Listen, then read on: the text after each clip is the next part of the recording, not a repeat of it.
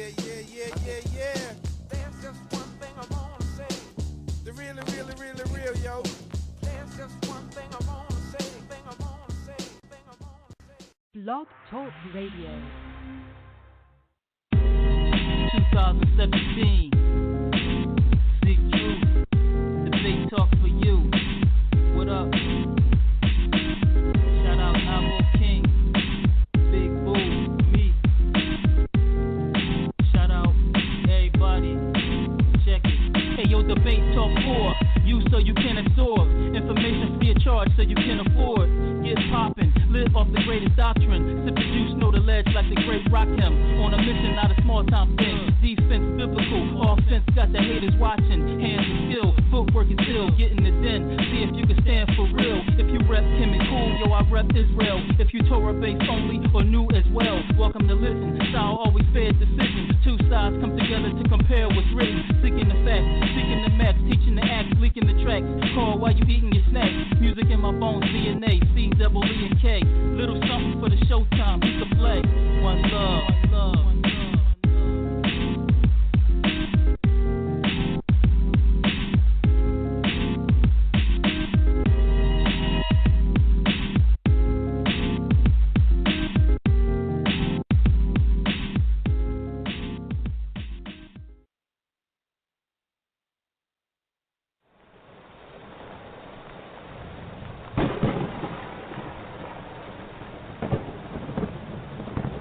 Study to show thyself approved. You're now listening to Debate Talk V Radio.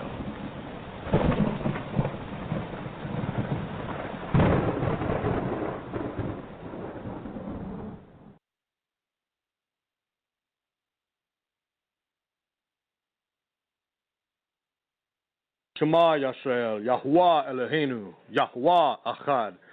Shalom, this is Brother Jason of the Hand of Yah Ministries, where the name of Yahuwah is proclaimed. And I want to thank Sal Showtime for allowing the Heavenly Father to use him and his show, Debate Talk for You, as a meeting place for people around the world to hear scriptural truth. If this show has been a blessing in your life as it has been in mine, send a donation to the ministry and support the work. Keep up the good work, Sal, and may Yahuwah bless us all. Yo, what up? It's your boy K for 8, representing East New York, Brooklyn. I'm in the building with my man Sal Showtime. He holding it down with the Debate Talk for You radio. Tune in every Monday through Friday, 8 p.m. Eastern. Also, check out that late nights and early morning mixtape and that Black Hoodie-ish mixtape. It's your boy K for 8, and you're now listening to Debate Talk for You radio.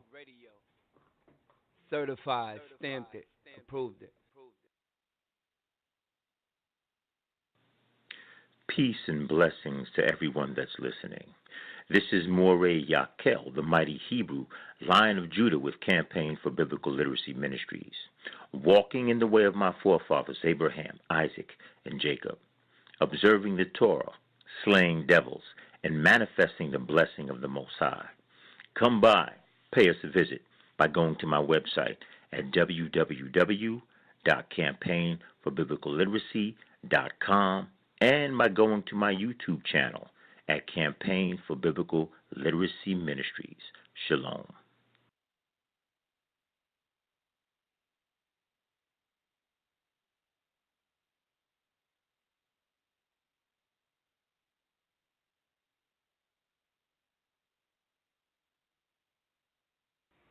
Hey guys, this is G-Man from Preaching to the Choir Ministries. I got to make this quick. Yo, I'm offering General Tazariot, General Yohana, Pastor Doel, and Donald Ringo $100 per hour to come on my YouTube channel to debate me. I particularly want the ISUPK on them, particularly General Yohana or Tazariot, and I will gladly give Sal the money up front for those boys to come on my YouTube channel to prove to me whether or not Jesus actually died for the nation of Israel, or did Jesus die for the sins of the whole world. And that would include the so-called white man. And I would love to have that discussion between those two. Also, when you guys aren't listening to Debate Talk for You, I know you guys get a lot of great material here. Check out the G Podcast on the same channel. Type in G-Man, and you'll see the G Podcast every Monday at 7:30 Eastern Standard Time.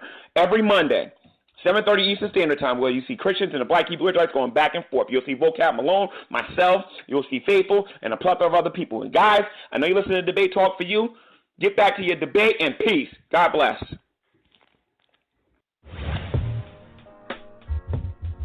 Hi, this is Tyrone Thompson, host of the Blog Talk Radio broadcast Talk Real Solutions. Please tune in and listen to all of our shows 7 nights a week at 9 p.m. Eastern Standard Time. At Talk Real Solutions, we cover a variety of topics to ensure we speak about what may be needed in our community at any time. Talk Real Solutions is the hottest blog talk radio show going on right now. You can listen to our broadcast at www.blogtalkradio.com/talkrealsolutions or visit our website at www.talkrealsolutions.com. Also like our Facebook page at www.facebook.com/talkrealsolutions. You can call in at any time during the show and add to the conversation and offer your solutions at 1-858-357-8453. That's 1-858-357-8453. Because at Talk Real Solutions, we want to make sure you have a chance to talk real solutions.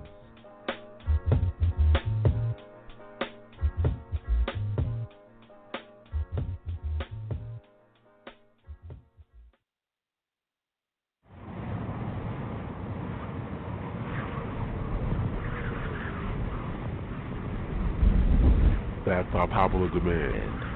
You're now listening to Debate Talk Radio.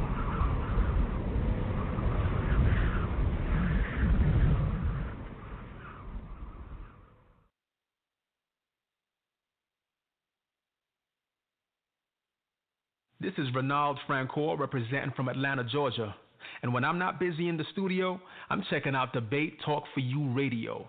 Keep up the great work, Sal Showtime.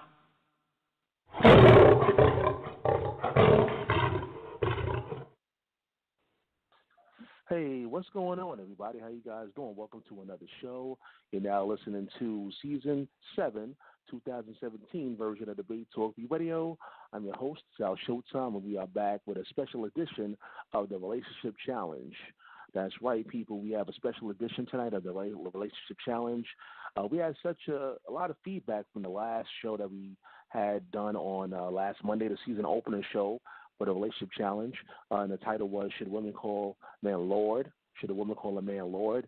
And we received a lot of feedback from the people out there. So I think the people out there that definitely called in and sent some email responses to the show when I put it up on the YouTube channel as well. You know, we appreciate you guys. But my brother wAhmayan reached out to me, and you know, we had a conversation, and basically he wanted to have a one-on-one. Actually wanted to present a lesson on this show.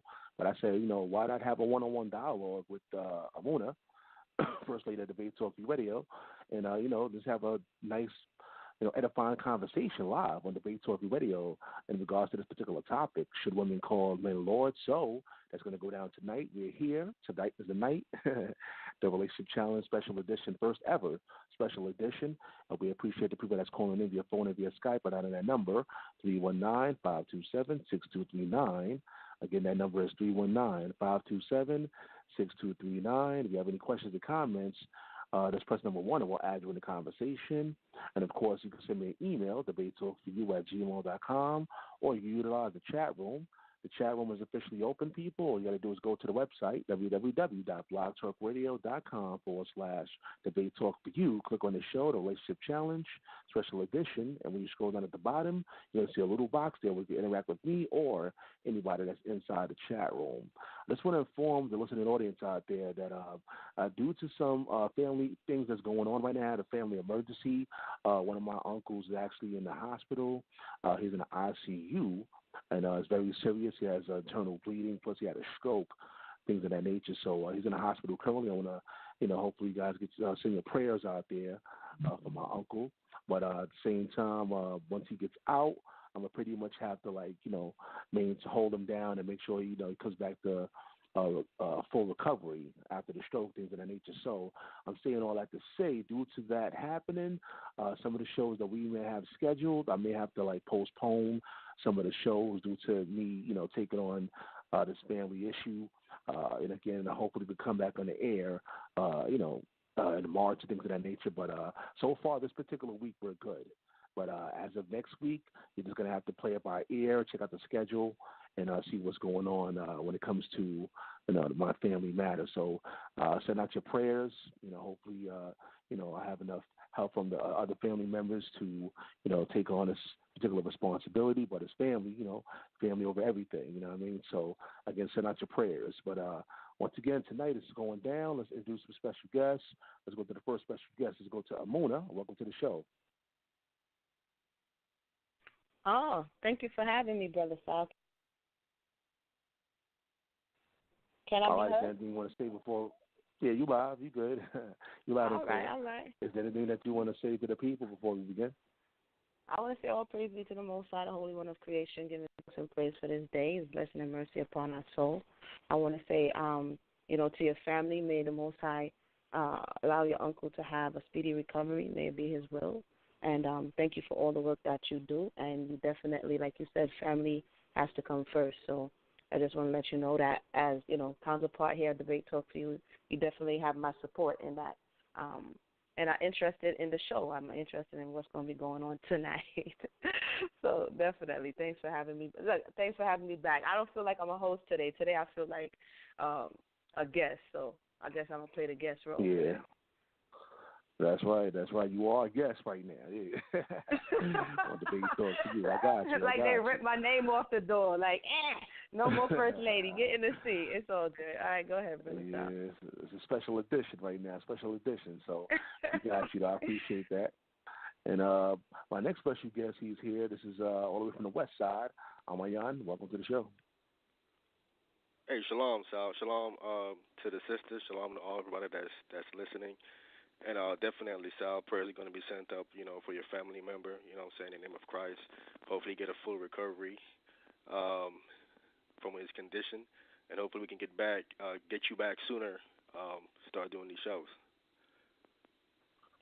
Yeah, most definitely. I appreciate that, man. You're going to definitely make this happen. But now, again, I appreciate all the support from the people out there all across the globe. All right, so what we're going to do, basically, we're going to start off. I'm going to give each person 10 minutes just to, let you guys know where they stand on this particular topic. And I see people pressing number one already. I see y'all. I'm going to get to y'all a little later on. Again, that number, 319-527-6239. Now, we're going to hear from the people out there, what you guys got to say about this particular topic, the dialogue session.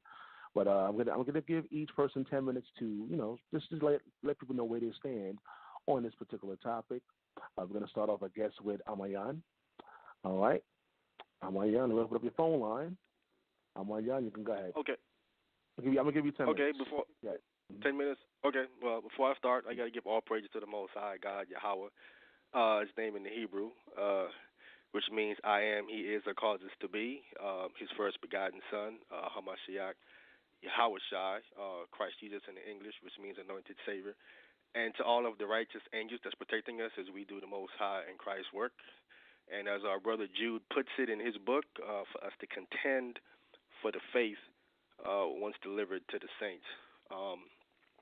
My particular stance on this topic is that I believe through the scriptures, through studying and understanding, is that a woman should call her husband Lord.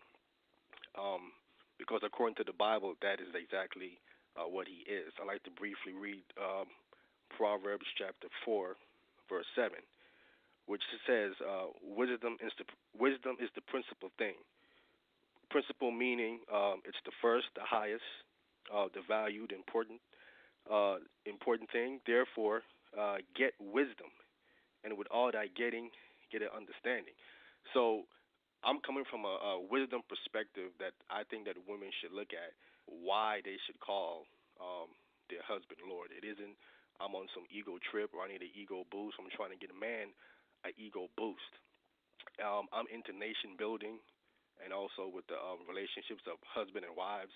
I'm not talking about anybody outside of a marriage. I'm saying that wives should call their husbands Lord. Not a woman should call a little side dude or any other stuff Lord. But I'm speaking specifically about her husband, someone that she is married to. She should call him Lord, as I understand it, according to the scriptures.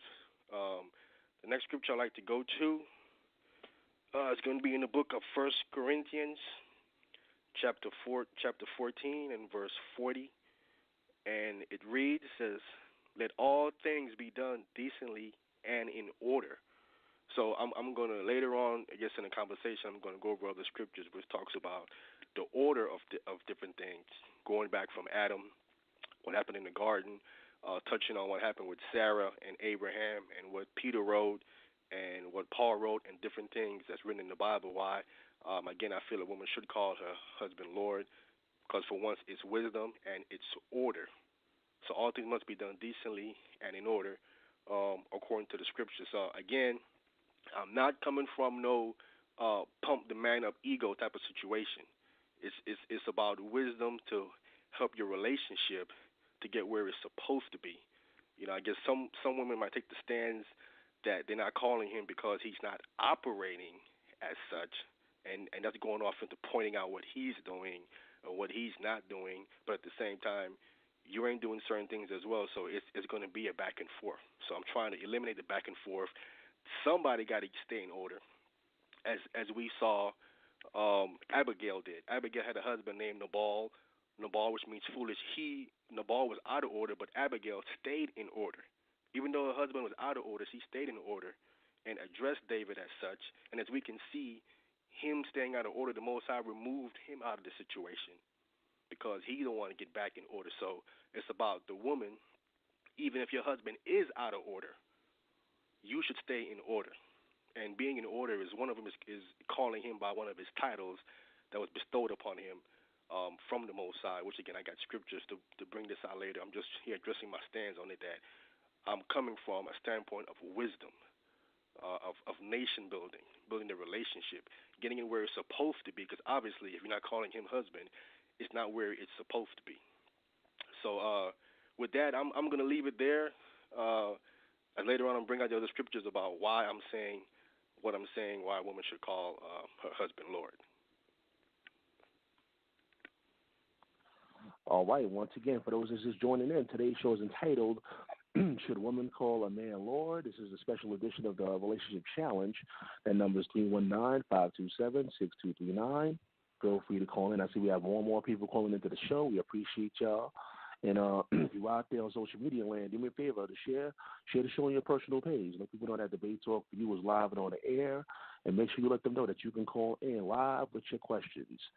We ask that you keep it clean, though, and keep it professional once you call into the show. All right, so let's go to Emunah. Again, it's going to be 10 minutes. You can go ahead. All right. Thank you for that. Thank you for our guest expounding on his thought processes as to why the man or the woman should call the husband Lord. I'm going to look at the text in context, look at it culturally, traditionally, and basically, I as we had on the show last week, we kind of had a consensus amongst everyone who was on the show that it is something that someone should not be subjected to. It's a choice. At this point, I'm going to start off with the word Lord itself, the English translation, that appears over 7,800 times in the text. Okay? And that's something that you can verify if you have eSword, if you have some type of biblical source that you can see how many times this appears. Some of the most frequent translation is towards the Creator, which is the Tetragrammaton or the Yod-Heh-Wav-Heh. It's not until Genesis that the word Adonai, which is, I'm thinking, is the word that is in question, because we certainly wouldn't be calling the man the name of the Most High, which is Yod-Heh-Wav-Heh. So this English translation of Lord, which is Adon, and sometimes Adonai with the Yod meaning my Lord, is Aleph Dalet Beit Yod. It begins in Genesis 15:2. That's the first time you actually see it, according to my research, appear in the text. It was used, the word Lord was translated 64 times before this point. So it would be safe to assume that when our foreparents were referencing Lord, they were speaking of the true and living power, the Creator. It is our father Abraham, who came down from the Earl of Clamsdean, who began to introduce this language into the text. I think that's very important as we're talking about historically, traditionally. It was Abraham who had introduced this language. He's the first one who we are hearing with this in Genesis 15:2. As we continue on, a lot of people like to say that Sarah called Abraham Lord. Last week, Sister Mayana brought out that she was referencing him in her mind. It says she laughed within herself. That is in, if I'm not mistaken, in Genesis Bereshit 18. But before that point, my argument here is that Lord is not something that is culturally only, reference to the husband. That is something that people are taking upon themselves to reimagine the text. And I say that because in Genesis 18:3, we see Abraham, when the Malaks or the angels come on to him, he jumps up and calls them Adonai. This is something that we're going to see time and time and time again. It's not something that was, quote, gender-specific, meaning only the woman only called her husband Lord. Actually, we're going to see actually the opposite. We see a lot of men, including Lot, including Abraham, including Jacob, including David himself. We see a number of people, including Nathan, which is the prophet who came with Bathsheba before David, and I'm going to go more into that, but we see Nathan also, as well as Benaiah. So we see that culturally, Hebraically, as well as those around, it's not something that is just a woman doing. And in today's space and time, what is happening is we're taking it out of a culture and then saying, oh, it's only for the woman to call her husband. And I would have to say, as it relates to the text, that is totally incorrect. I'm going to continue on after saying that, and you can definitely verify the text that I'm giving you, that Abraham introduces this language. We see Ima Sarah echoing this language. As we continue to go on throughout the book of the Torah, we see Genesis, Exodus, Leviticus, Numbers, Deuteronomy. We don't see this word Lord used very often, but when it is done, 9 times out of 10, it's on to the Creator. So now we're having a precedent where something that oftentimes is relegated onto the Most High, men are taking this name onto themselves and exchanging it. If we remember when Abraham went to go buy the field at Machpelah, we see that those who were there, who he was buying the field from, referred to him as Adon. Okay? And so this is not something that is kind of like in today's vernacular, sir or mister. It wasn't something that is within, as our guest is saying, within the confines of his home. It's going to put his proper title on the man, because we have in other spaces where women are speaking to their husbands, and especially, in the case of Sarah, which I believe was that First Peter makes reference to. In the case of Sarah, when Sarah actually is speaking to her husband, she says, hine, or hine na, behold, look. Okay? When we go on, when we look at when we look at Raquel or even Leah in the incident of the mandrakes, in Leah's incident of the mandrakes, when she hired Yaakov with her mandrakes, she doesn't go and beseech him and says, oh, Adon, in the way in which we see Abigail doing on to David, who in that space, since our guest brought it up, that wasn't even her husband. So in the context of what we're being told today, we would be in error, because why is Abigail calling a man who is not her husband Lord, and at the same time calling somebody who is her husband a fool, and actually saying to David, don't even regard him. So that's not honoring her husband in the street. She's saying, don't even regard him. Don't worry about him. He is, as his name states, he is a fool, basically. You understand? And then she goes on to beseech him, Adon, Adon, Adon, Adon, because, of course, she's trying to appease his anger and not have him to come and murk everybody in the house. And for just those who like statistics, in that verse, in the 25th chapter of 1 Samuel, she says it 15 times, my Lord, to another man, 15 times. I think that's very notable, especially when it goes back and says that in the morning she waited and then she said whatever she said. They didn't give the exact verbiage of what she said to Nabal, but they didn't indicate that she went in this, quote, my Lord conversation. And so I don't know how much time I have. I definitely have more. But my point is, people may be like, Emunah, what's your point? My point is to take out of context something that culturally was appropriated for those who people felt were notable in the community or had some kind of power or sway, and it didn't matter if it was a man or woman saying this. they said it to them, whether it was a prophet, a king, somebody who, had money in that sense, they would refer to him as my Lord.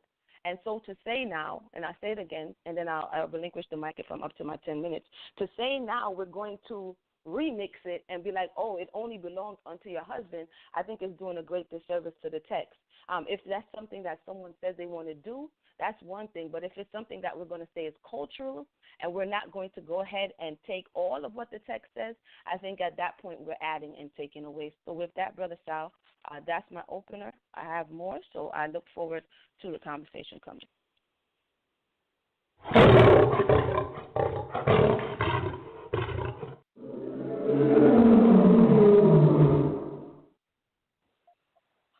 Again, that number, 319-527-6239. I'm getting some emails already in regards to this topic.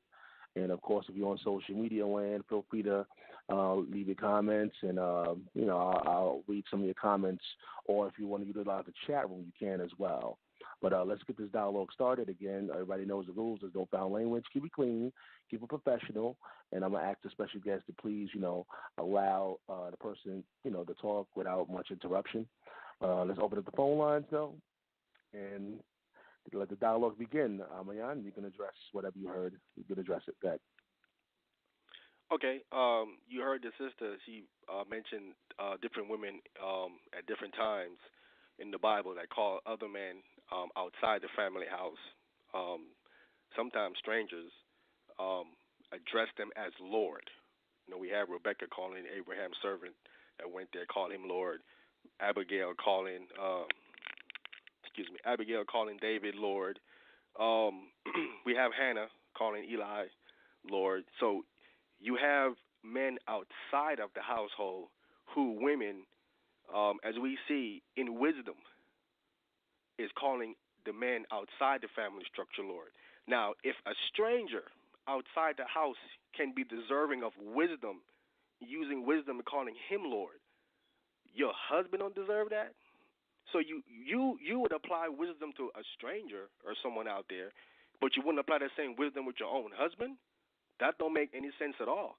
If women are using wisdom to these men outside by showing them reverence, for whatever reason it is, the understanding is that they're using wisdom, they're showing reverence and humility. You won't use that with your own husband? You saying, well, you can do it with strangers, but you can't do it with your own husband? Is that wisdom? Is that the scriptures? That is not no wisdom at all. So the question for me becomes, is the husband the wife's Lord?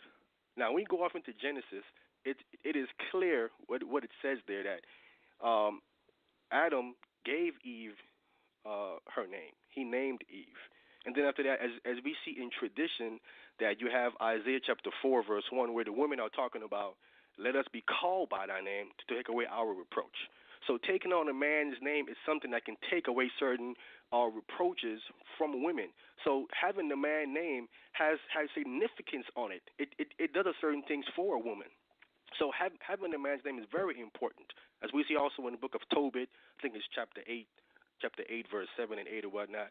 So we also see that taking on a man's name can do things for a woman. So, how is it a stretch or a reach if you taking on his name can take away your reproach and give you certain honor that you can't call him Lord in return, but yet in the Bible we see women calling strangers Lord, but your husband, no. I'm not saying that you don't call strangers out there Lord using wisdom, but what I'm saying is that it is wisdom for a woman to call her husband Lord. Why? Because he is your Lord. Now let me read the scriptures out the Bible right quick to help prove what I'm saying here. And I'm going to get to Sarah, why Sarah called Abraham Lord. Obviously, I want to go to the book of Numbers. Yeah, hold on. Let me jump in real quick. Wahmayan. You can ask her questions directly. She's on the line with you right now, so it's a dialogue session. I wanted to answer that. Some of those questions. Right, yeah. right. Allow her to answer some of those questions if you can. Okay, let her answer some of your questions. Okay, the line of reasoning, is very interesting. The question that was brought up is, should the woman call the man Lord? as he brought up and as I brought up, it was cultural, but not something commanded. And so this is something that the individual, as the text shows, not only the woman but the man as well, shows that this is something that someone elects to do. Now, the fact that man desires to covet a title that more often than not refers to the Most High is a bit problematic, especially when you go back to the book of Genesis and the man appropriately has a name that encompasses his role, which is Ish or Ishi. And so I find it very interesting that the man who first is a male, which is a Zakar, he doesn't want to be called Zakar because, that's his job. And so from Zakar, he doesn't want to be called Ish, which also entails his job. But he wants to skip over all of those very important titles, very important job descriptions, and jump right over to his position over the woman. This I find very interesting. And I said before in another space that press such an issue, it seems that there's more involved in it than just the woman's humility. Do you understand what I'm saying? It seems as though there's more involved in it. There's a need to have her subjugated in a way where he needs to, or the masculine energy needs to hear, call him Lord. This is what, and I could be wrong, but this is what it appears to me, because there are, as I said before, there are other job descriptions in wisdom that when we look at Sarah talking to her husband, we look at Hannah even talking to Elkanah, we look at all of these, all of our foremothers speaking to their husband, we don't see this language. We don't see the language, even if the man has mashal, and the word is not Lord there in Genesis. The word is mashal, to govern. Okay, we don't see, and you shall call him Lord. And so for us to be making such to-do about this topic where it's something that is elective makes it seem as though, and I could be wrong, makes it seem as though there's more to it than meets the eye. And so that's what I wanted to say. I don't even want to mispronounce his name. wAhmayan is making it seem as though it's wisdom, but in many of the times when they're beseeching a person of power, and addressing them as such, is because there's some imminent danger somewhere. Like, Hannah is distressed, okay, and not to mention Raquel calls her father, my Lord, when she was going to get found out with the idols in the trunk. Do you understand what I'm saying? Abigail is running up to Dawid in distress because he's about to murk he's going to take out all of Nabal's household. And so we see a lot of this conversation when Bathsheba goes to Dawid when he's about to pass the throne, because they're in distress. If Solomon doesn't get the throne, then guess what? It's going to be problems for her, Nathan, and everybody else that's a part of their camp. So a lot of times when we do see this, this pressing, this humility that he's making, it's a life or death situation. Does it tell true for all the time? No, but a lot of this, what we're seeing come up in the scripture, it's pressing. So does the woman, every time she sees the man, every time he walks in the door, is that what you're suggesting? As soon as he walks in the door, she jumps up and addresses him as my Lord? Or is this something that is at her discretion? I relinquish the mic. Well, no, I'm not. What I'm saying is that it is wisdom for her to call him that. I'm not saying for her to call him that all the time. You know what I'm saying? I'm just saying that it's wisdom. Now, you brought up certain points where a woman called a man Lord, or with certain situation going on. You said I was pressing or was dire, but there's also a situation where there isn't any. Like in Rebecca case, there wasn't any kind of and there's something happening, imminent danger happening there. You know what I'm saying? Also with Hannah. So but again, back to my point. My point is this: is that pointing out these things where these women are calling these other men Lord. All I'm saying is that if a stranger, someone that you don't barely even know or might know a little bit, if you can use wisdom with him calling him Lord, why not your husband? I don't hear I don't know any man that telling their wife, you got to call me husband every time you see me. I don't hear men saying that. I think man, all I'm saying is that a woman should address him as that. Now, a man have other titles as well. I'm not saying don't call him his other titles, but what I'm hearing from women is that we're not going to call him that title. That one we ain't going to use. We're going to call him husband. We can call him by his name. We can call him priest. We can call him whatever other thing other men might call him in his camp or wherever he is. But particularly, that Lord title is that we're not going to call him that. And you referenced something about to stroke his ego. Now, we know that women love compliments. Women love when you call them, oh sister, you're looking real good, you're looking real nice. Sister as well need their ego stroked sometime too as well, especially if they all dressed up and then no one say nothing to them that they look nice, what they're wearing. It's gonna be like an issue, like she get dressed up for nothing. So it ain't about stroking the man ego or anything like that, because women themselves need some people to give them compliments too as well. But I'm referencing that the man have this title over the women given to him by the Most High. And if you're saying that I'm not going to call him that, now what you're doing is you're going against one of the titles that's placed upon him and say, I'm not going to call him that, but I can call him this, I'm going to call him that, and then you have women calling other men this title, but the husband, we ain't going to call him that title. Now, I want to address the situation with Sarah. The situation with Sarah is this. Now, if her mentality in her mind is that Abraham is her Lord, in her mind, she's talking to herself, and she's addressing Abraham in her mind as Lord. This is how she view him mentally. Now, how is it a stretch for her to take that mental and verbalize it? That's like saying your husband, you saying in your mind, you're looking at him and say, I love him in your mind, but I'm never going to verbalize that to him. I'm not going to tell him I love him. In my mind, that's how I see him. That's how I feel about him, but I won't verbalize it, never. That don't make any sense at all. If Sarah viewed Abraham as her Lord in her mind, in conversation now, this is in conversation, how is it a stretch for her to verbalize that to him in a conversation, even though we don't actually see it written down here in Scripture, but how is it a stretch for her to verbalize that to him, and that's her mentality as it is, speaking about Abraham in thought, in a conversation?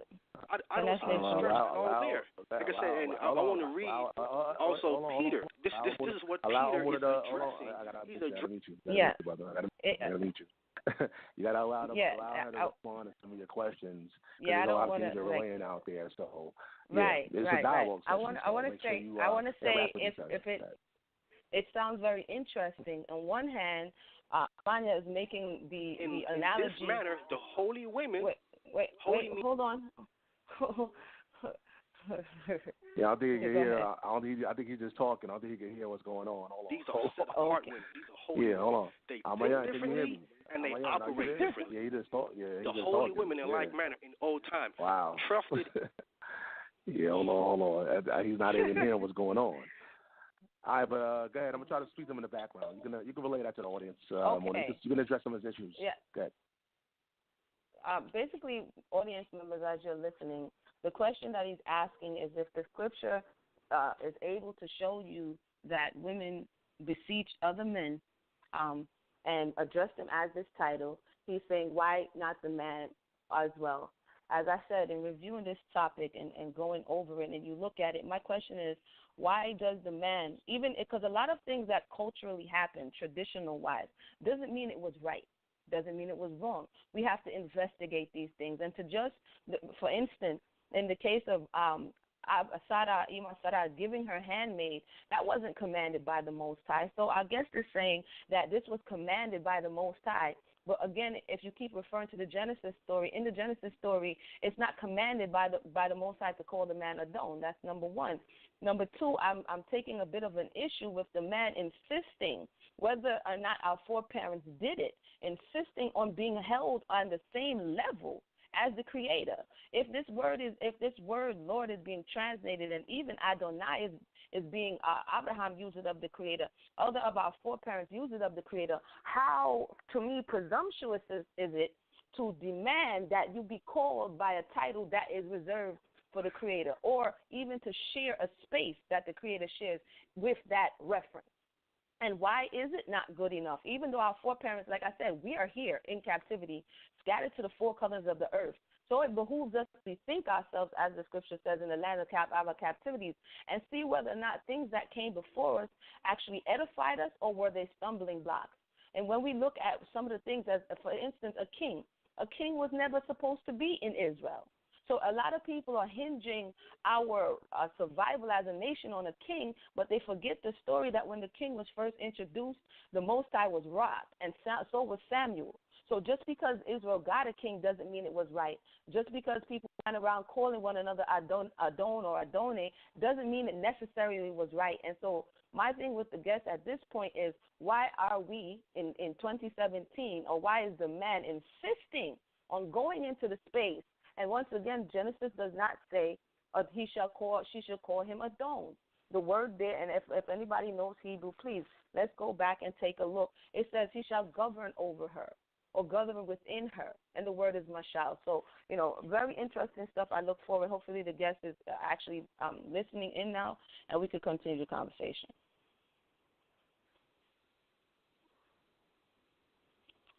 Brother Sal? Brother Sal? Yeah, I can hear you now. Yeah, I'm back. Yeah, we got Wahmayan. He's back. Hello? Yeah, his phone actually dropped and he came back on. Can you hear me now, Wahmayan? Wahmayan, are you? Hello? Can you? Yeah, Hello? can you hear me, Wahmayan? Yeah, I can hear you. Technical. Oh, you hear me now? Okay, cool. All right, so yeah. Did you hear anything that was said? Did you hear anything Emunah said at all? Very limited. No, I didn't really hear what she was dressing. No. I was addressing the concern that if we look historically, a lot of the things that our foreparents did doesn't necessarily mean it was right, and whether or not calling someone the same name or title that you're referencing to the Most High, meaning Adone or Adon, I'm calling that into question. And even though our foreparents did it, my question was, how beneficial was it? And in today's time, for you, if you know this is reserved or used to reference the Most High, why are you and others hard pressed to receive the same title as the Creator? Well, for one, I don't see there's anything wrong with a woman. Wife calling her husband Lord, and I don't see anything as being hard pressed. I don't know any man, Israelite man that I know that's hard pressing their wife to call them Lord. I don't know. Maybe you might know somebody. I don't know any man that's pressing their wives and tell them you better call me this. I don't know any. So, like I said, we clearly see that women obviously are calling other men this title. And I don't see anywhere in the Bible where when these women are calling these men that these men tell them to do that, or anyone forcing these women to call these men Adon. Nowhere. I don't see where Abraham forced Sarah to call him Lord in her conversation with herself. So I don't see men forcing women to call them that. Women are calling these men that, and clearly these men are not even their husband. So again, my point is always going to resort back to that. You know what I'm saying? And as aware? No, I just want to ask a question. Are you aware that the Torah or the Tanakh, the Bible, is layered with culture and tradition? Definitely. Within the text that we're reading, there's a lot of culture and tradition, and for us to be able to retrospectively look at it without taking into account that's why there's specific Torah laws that says do not necessarily follow the ways of the nation. So I'm just going to play, advocate right now. How do we know for a surety that when our forefather Abraham came from the Chaldeans, that he did not bring this mentality with him? How do we know that for a surety? We don't know that for sure, but there's nothing in the Bible that says that he did, or anything in the Bible that says that calling a man that is wrong. So I don't see what's wrong with it. This is what I'm saying. I'm asking this because at one point, calling a man king was wrong. Would you agree? Calling your husband king, or just a regular man? No, at one point, Israel having a king, was that the first thought of the Creator? Was that something that the Most High wanted, or was that something that the people did? This was something that the Most High said was going to happen before it actually happened. Okay, when in the book of Samuel, was that something that the Most High said, now, Samuel, I decree that you give these people a king, or was this something that the people requested? something that the people requested. But again, I said that the Most High already said this was going to happen already in the book of Deuteronomy, the 17th chapter. No, the reason why I'm asking is to show that a lot of things that happen, like in the case, like I said earlier, maybe you got cut off, when Sarah gave her handmaiden to Abraham, that wasn't Torah, that wasn't commanded, but the Most High allowed it, did he not? He did. Okay, so what I'm saying is, as it relates to culture and traditions, there are a lot of things that developed over time, and as we go back looking at these things, we don't have to, but it will behoove us to investigate the value of the things that we were doing, or the things that we accepted as a people. And so, again, with this title that I said, over 7,000 times is translated Lord in the text. Many of the times is a tetragrammaton. Many of the times is Adon. And many of the times this word Adon or Adone is attributed to the Creator, the true and living power of all creation. How then does a man, Adam, son of man, now, whether or not human beings did it or not, how do we feel comfortable as people saying she should call me what she would call the Creator? Well, for one, let me say this too. Going back, you said that Sarah gave Hagar to Abraham, and that was in Torah, but the Most High didn't intervene. The same way, if women are calling these strangers Lord, and the Most High didn't intervene and say, hey, you have to stop calling these strangers lords and so on and so forth. He didn't intervene. So you have to also think why did not the Most High intervene? Why isn't the Most High intervening in when women are calling other men Lord? Why is he not saying, look, shut that down? You know what I'm saying? So the Most High didn't intervene for a king either. The Most High didn't intervene when they begged for quail in the wilderness. It's called allowance. Just like Moshe said, blessed and cursed before you this day. No, the reason why I'm saying that because you brought it up and said that how that Sarah gave Hagar to Abraham, and that wasn't Torah, and God didn't intervene. So I'm going off of that. You know what I'm saying? That understanding that the same way he didn't intervene then. Okay, that's what I'm saying. I'm talking about now him intervening, since you brought it up about him intervening. I'm saying that how women are calling men Lord, he's not intervening neither. Okay. So there is a reason why he's not intervening, and that's the most high. Hold on. One at a time. Hold on. There are many things, as I just stated throughout the text, that the Most High did not intervene. Now, you stated in the beginning of your opening statement about wisdom, correct? Yes. There's another thing that Solomon says, wisdom is principle, right? So therefore get wisdom. And then what did he say? In all you're getting, get understanding. Now, when we look at a lot of the situations in which people said that they wanted and the Creator did not intervene, we have to look at the end of the matter to see whether or not we chose right. So in the case of Sarai, the intervention did not happen to say, oh, no, you can't get the handmaiden. But what happened as a result? Ishmael. And then after Ishmael came Yitzchak. And then after Yitzchak came the split. And then the same wrong turn, Sarai looked to right it by saying, Most High, or telling her husband, got to get rid of this woman. So it is with the king. The Most High did not intervene. He said, give them what they're asking for, but tell them what's going to happen. So we can't use the premise that the Most High didn't intervene in every human interaction without not looking at what was the end of the matter. What was the end of the matter with begging for quail in the wilderness?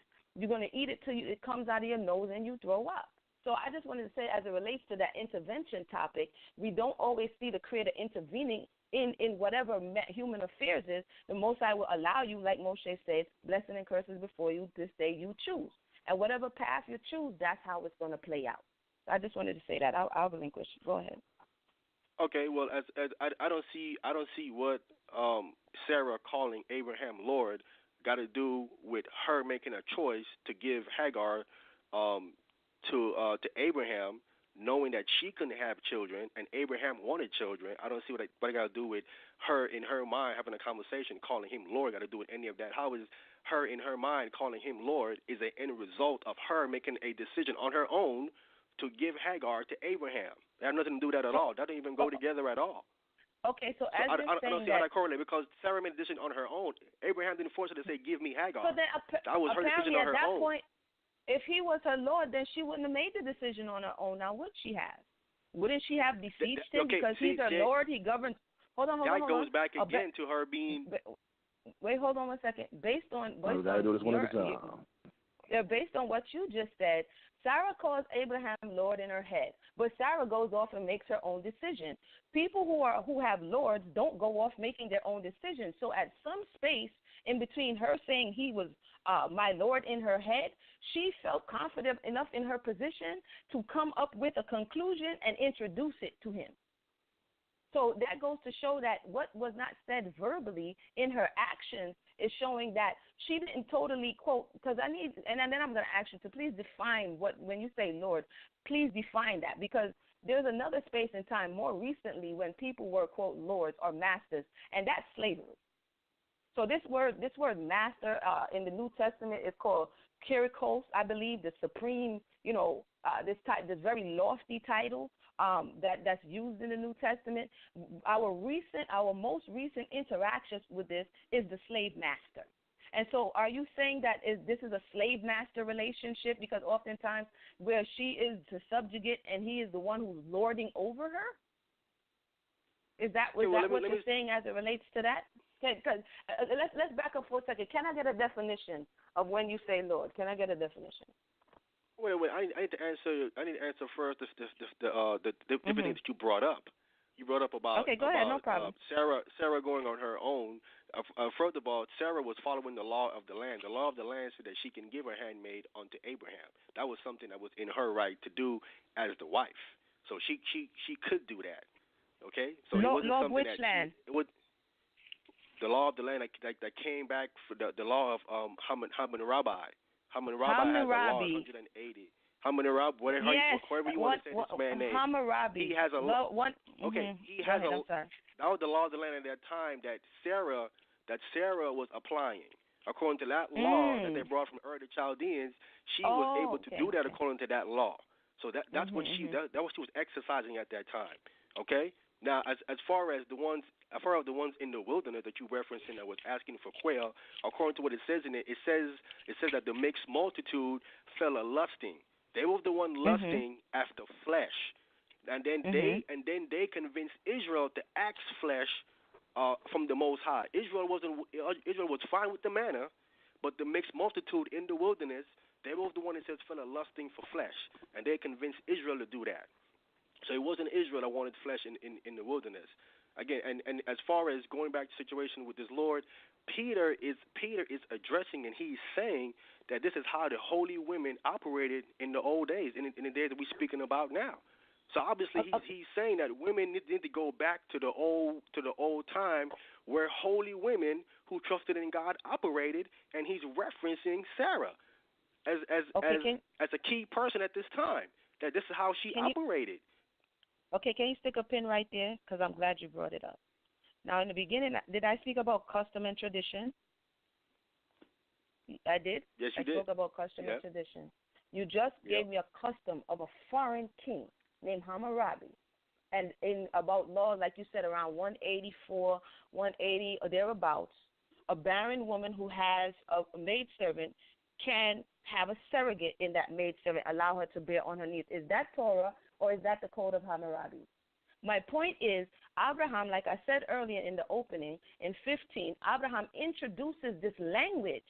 But the Most High says, up, Abraham, go to a place where I will show you. So the Most High is bringing Abraham up out of this space and reintroducing Torah to descendants. So this is why I said it will behoove us to go back and look at some of the things that seep over and see whether or not this is what the Most High has said, or this is just something that we have picked up from the peoples round about it. So you just kind of made my point. You made my point that this is something that came over, but how then do you call the Most High and then in the same breath call man the very same thing? Well, I would say calling your husband Lord wasn't something that came from no man's law, from no other nation. What I said earlier was that. What I said earlier was that, because I wanted to go in and show you that according to this Bible, that's what the husband is to the wife. He is your Lord, according to this Bible. So if he's your Lord, then you should call him that. I can read it out the scriptures. You know what I'm saying? Can we go there now, please? Can we go there? Okay. I want to go to the book of Numbers. Numbers And 30th just chapter. to let you guys know, in the next 10 minutes, I'm going to open up the phone lines. We have a lot of people that want to ask some questions, so in the next 10 minutes, I'm opening up the phone lines. Go ahead. I want to read this right here in the book of Numbers, chapter 30, and I'm going to start at verse 6. I'm going to read all the way down to verse 16.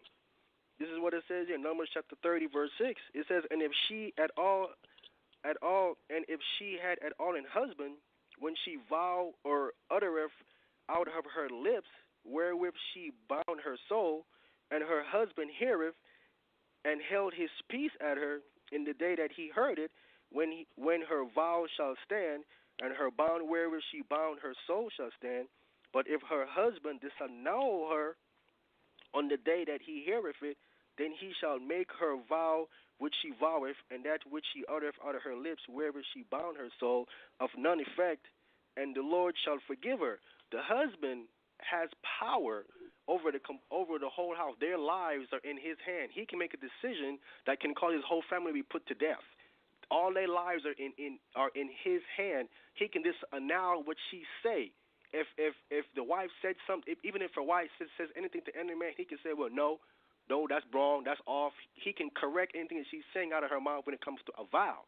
So it's clearly here that he is her Lord. If you can correct someone's vow, then you are definitely her. You're definitely her Lord.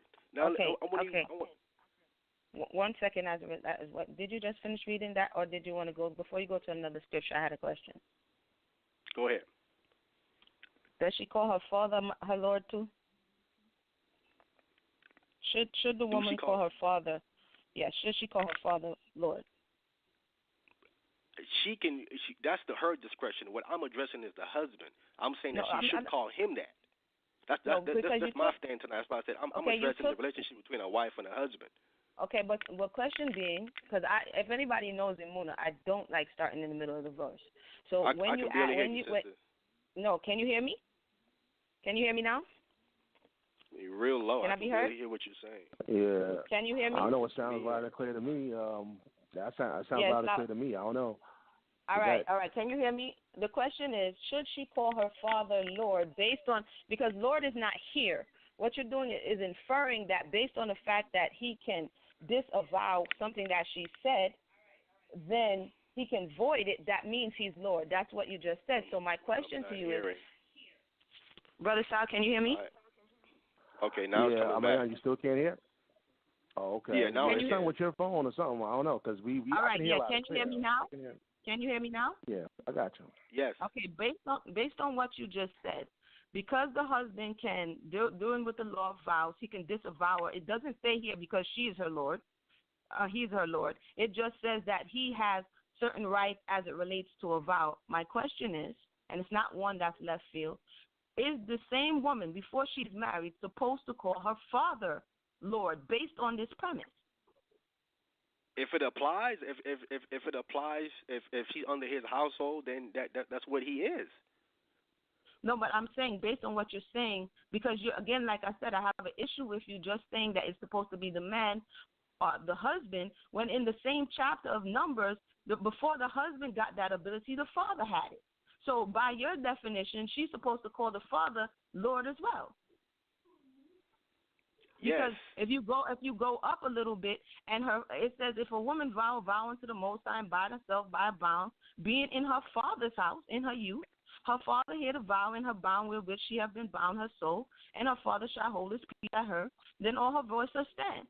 But if her father disallows, so the same law applies for the father. So in your estimation, then little girls and young women should go around calling their father my Lord. Is that correct? If that applies, that's what it is. That's all I'm addressing now. I mean, like I said, I'm here to address the husband. Now, if you want to, if it applies to the father, then it applies to whoever it applies to. That's who it applies to. It's clearly from this context that either the father or the husband, he is Lord over the woman. Okay, one more question. That is clear. One more question. Are you in agreement that nowhere in the scripture that you just read, and she shall call him Lord? Are you in agreement with that? There's nowhere there that says, and she shall call him Lord. I'm definitely aware of that, but are you denying the fact of the power that he have over her? As you said, that's not the question on the table. My question is, you told me you're going to take me to Numbers and show where she shall call him Lord. But I'm asking. No. I said I went. I didn't do that. I went to Numbers to show you that that he is Lord based on the power that he have over her. That's where I went there to show you the power that he had, which is lordship. That power that we read here in Numbers, that's lordship you're reading there. But it's funny that the only thing I do see here is husband and father. I don't see the only Lord that's referenced here is the Creator. I don't see it saying, and she shall call him Lord. I don't see that you're. Okay, let me ask you a question. Okay, does someone that's your Lord, do we have your life in His hand?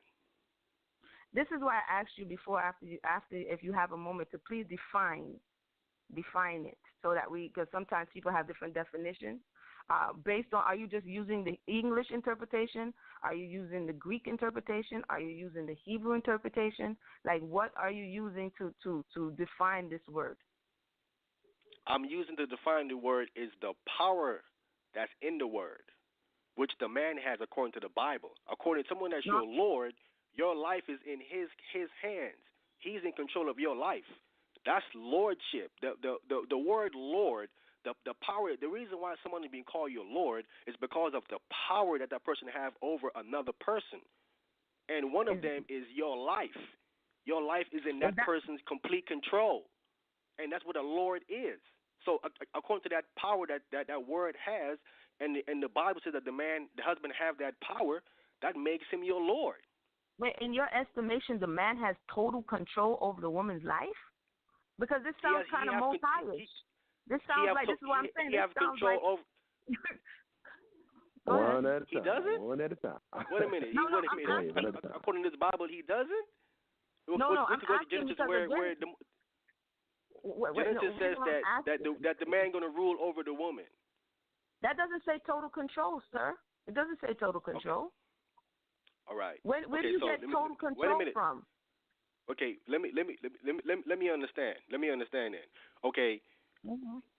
What control does not the husband have over the wife? No, before we go there, we still haven't defined the word. You gave me a definition, but is that a definition that because you're putting total control, all of these things that sound almost like the true and living power, like the Most High. Like man doesn't have control over whether or not your lungs breathe.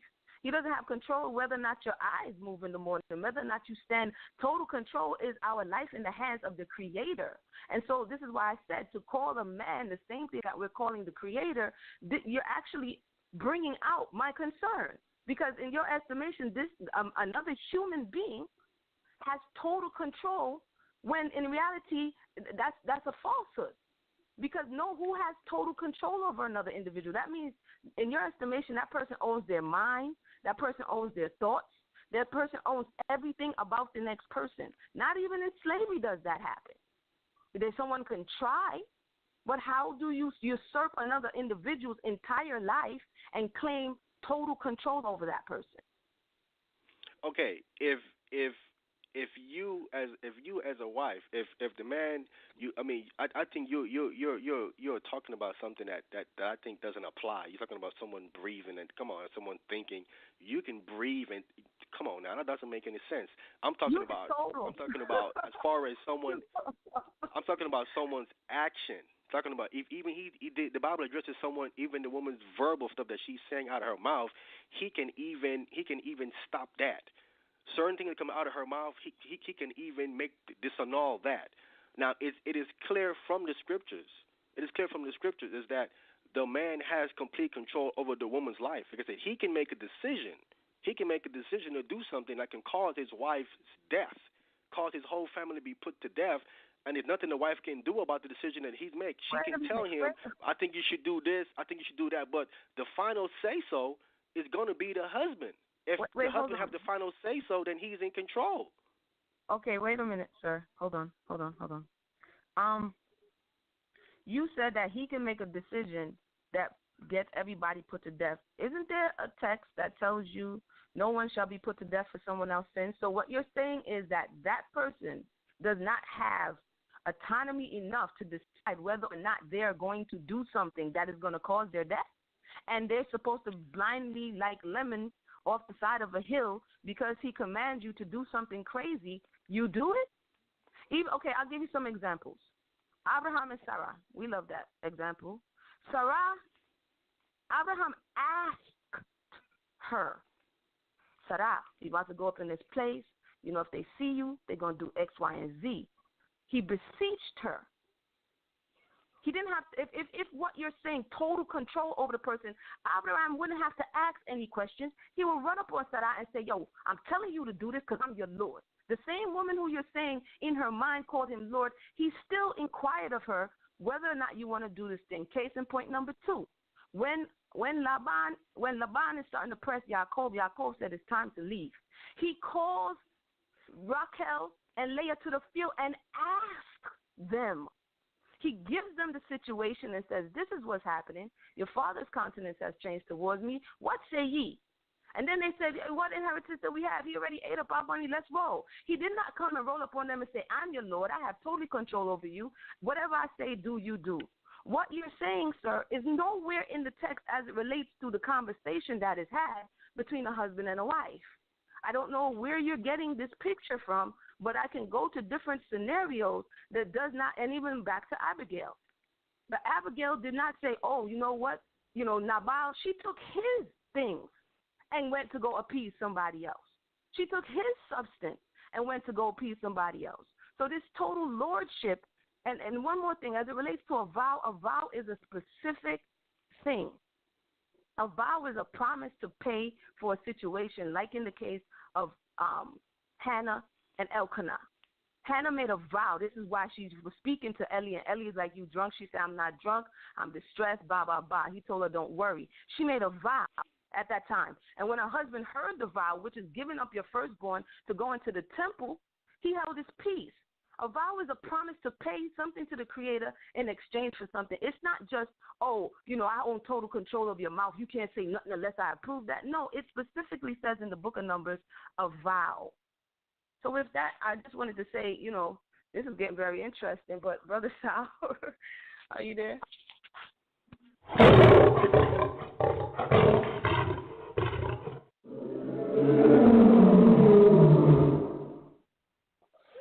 All right, 10 minutes is up. I'm going to let wAhmayan respond to some of the things that were presented. And after he responds, I'm going to go to the audience out there. Again, if you want to ask any questions or comments, the number is 319-527-6239, or simply press number 1. If you already called in, simply press number 1, and we'll add you in the conversation. Let us know what you think about this topic.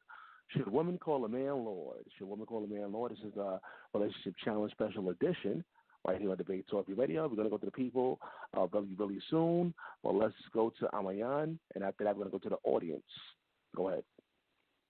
Okay, well, what the sister said was that just because Abraham went and asked Sarah, that how he asked her for it, for some way that he couldn't have told her to do it. Like said, look, you're going to do this. Like he couldn't have done that. He could have done it if he wanted to do it. You know what I'm saying? He just didn't do it because he's applying wisdom. He didn't have to. There is no, it isn't definitive where she's trying to say that how he couldn't have done it. My point is, Numbers 30, according to Numbers 30, he could have done it if he wanted to. He told her to make her do it. You know what I'm saying? Now let me show you where that a man making a decision can call his whole family's life. If you know the situation with Numbers chapter 10 about Kor and Dayton, where they went against Moses and the earth opened up and swallowed them up. We know that that their children were saved, but their wives died with them. And also here in the book of 2 Samuel chapter 21, when Saul killed the Gibeonites, the Gibeonites. When Saul killed the Gibeonites, the Lord had a famine in the land, and the Lord said that Saul killed the Gibeonites, and the Gibeonites wanted to turn over Saul's sons to be killed for what Saul did to the Gibeonites. So what Saul did to the Gibeonites, and he is dead, later on the Lord caused a famine, and what Saul did caused his son. It killed 7 of Saul's sons died for what he did. So that showed you that the man can do something and cause his family to be put to death. There's others in here as well to show you that the man make a decision and he can cause his family, his wife, his children, their death. The last thing I want to pull here, one more scripture, you can go to the people after the scripture here. I wanted to go to the book of Romans chapter 7. Now, Romans chapter 7 plainly says, Paul is talking, and Paul says, he says, render to everyone their due. Honor, it says, tribute to who tribute is due, honor to who honor is due. Now, the husband is definitely deserving of honor. So Paul is saying here, render to everyone what's due them. So it's clearly that the husband he's due to be called that because that's what he is according to the scriptures.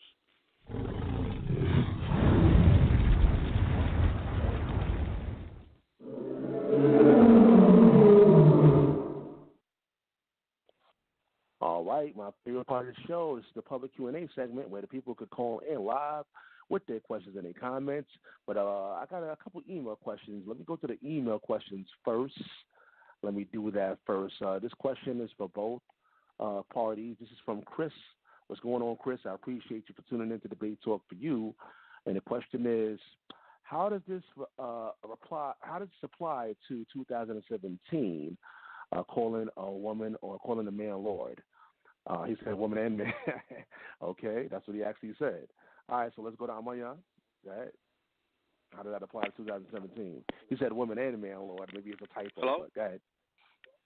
Can Okay. you hear me?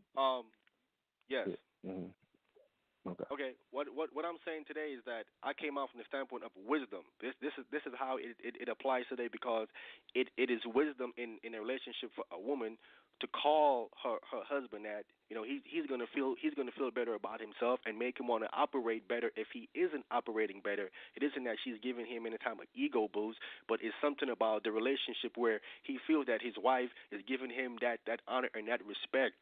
And he feels that he feels, I'm trying looking for the word, he feels that he's appreciated it to a sense with the wife calling him that. So it's about not, I'm not making this a one-sided situation where the wife should call him that. The husband as well should call his wife different things to make her feel good about herself as well. So it applies today in 2000 about each other making each other good, feels good in the relationship by saying certain things to them that apply.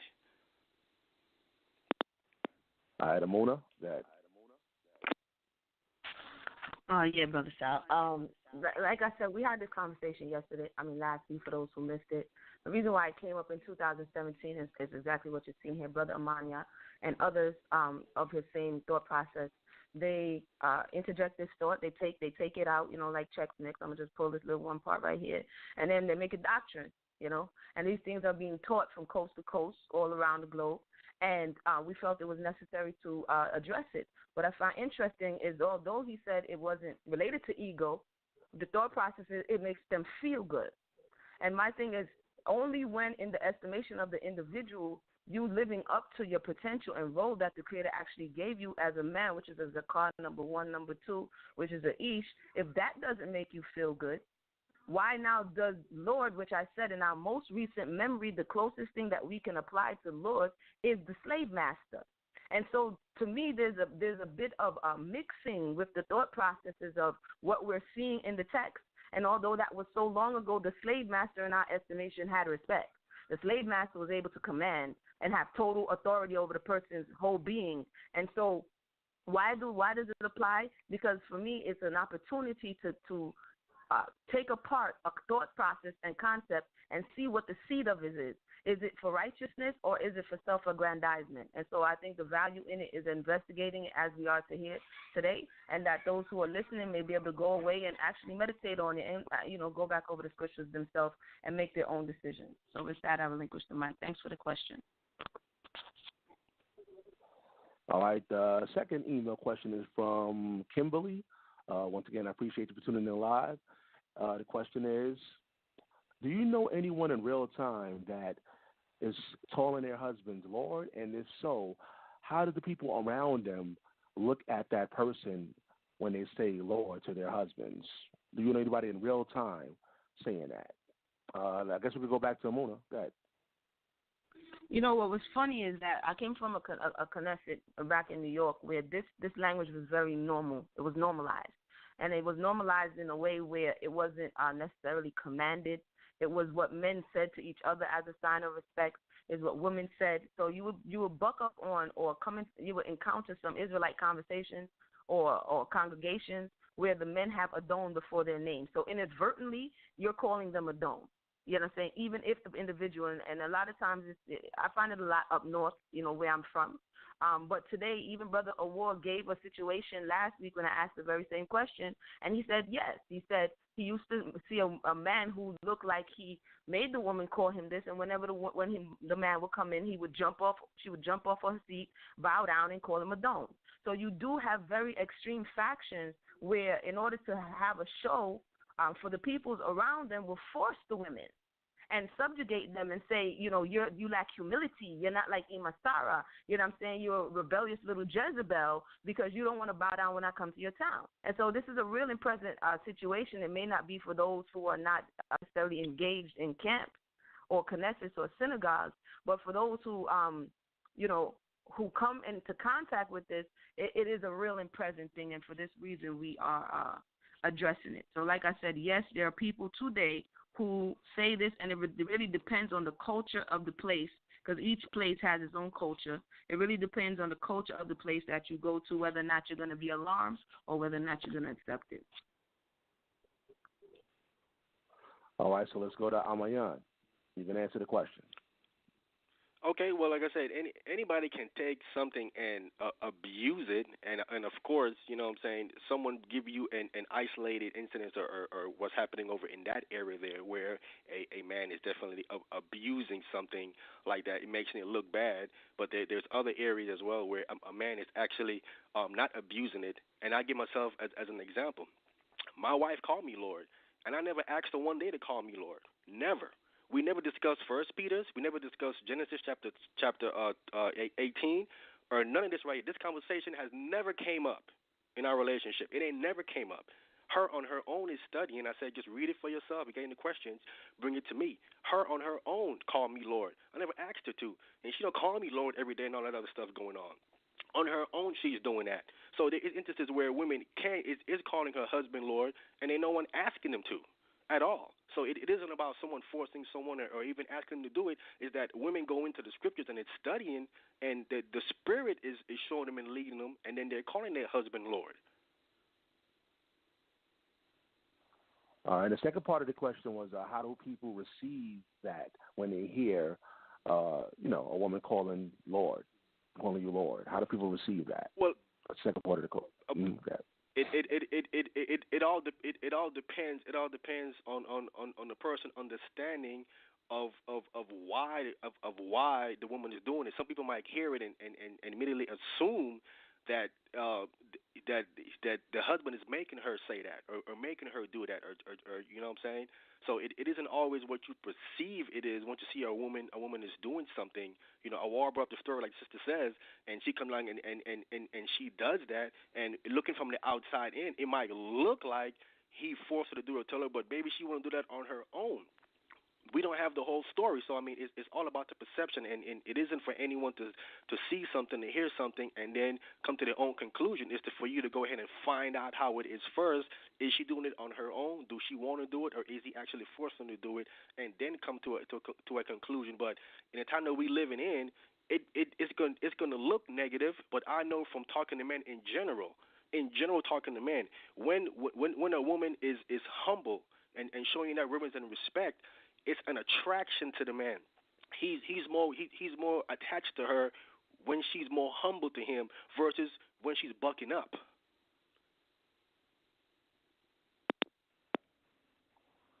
All right. Let's go to the people. Let's go to the phone lines right quick. Let's see who's in the phone lines. Again, you know that number, 319-527-6239. Again, let your voice be heard, people. Don't be shy. There's a lot of people on the phone lines right now. Brother Sal, I want to say something real quick. I want to say something real quick as a result of what Brother Aman has just said. It goes back to my thought, what he said. If she seems more humble when she's calling him Lord, this is what First Peter says. This is what he's saying. So who is saying that calling him husband is not humility? Why is it that the only time I'm hearing humility, she's humble, is when she's calling him what people call the creator? Do you understand? This is just a question. I'm a bit confused why calling someone Lord is connected only with humility. that's my question. But Brother Sal, you could go to the phone line. Let her answer that quickly, and then after that, we'll go to the lines. Yeah, you can answer real quick. Quickly, though. Yeah.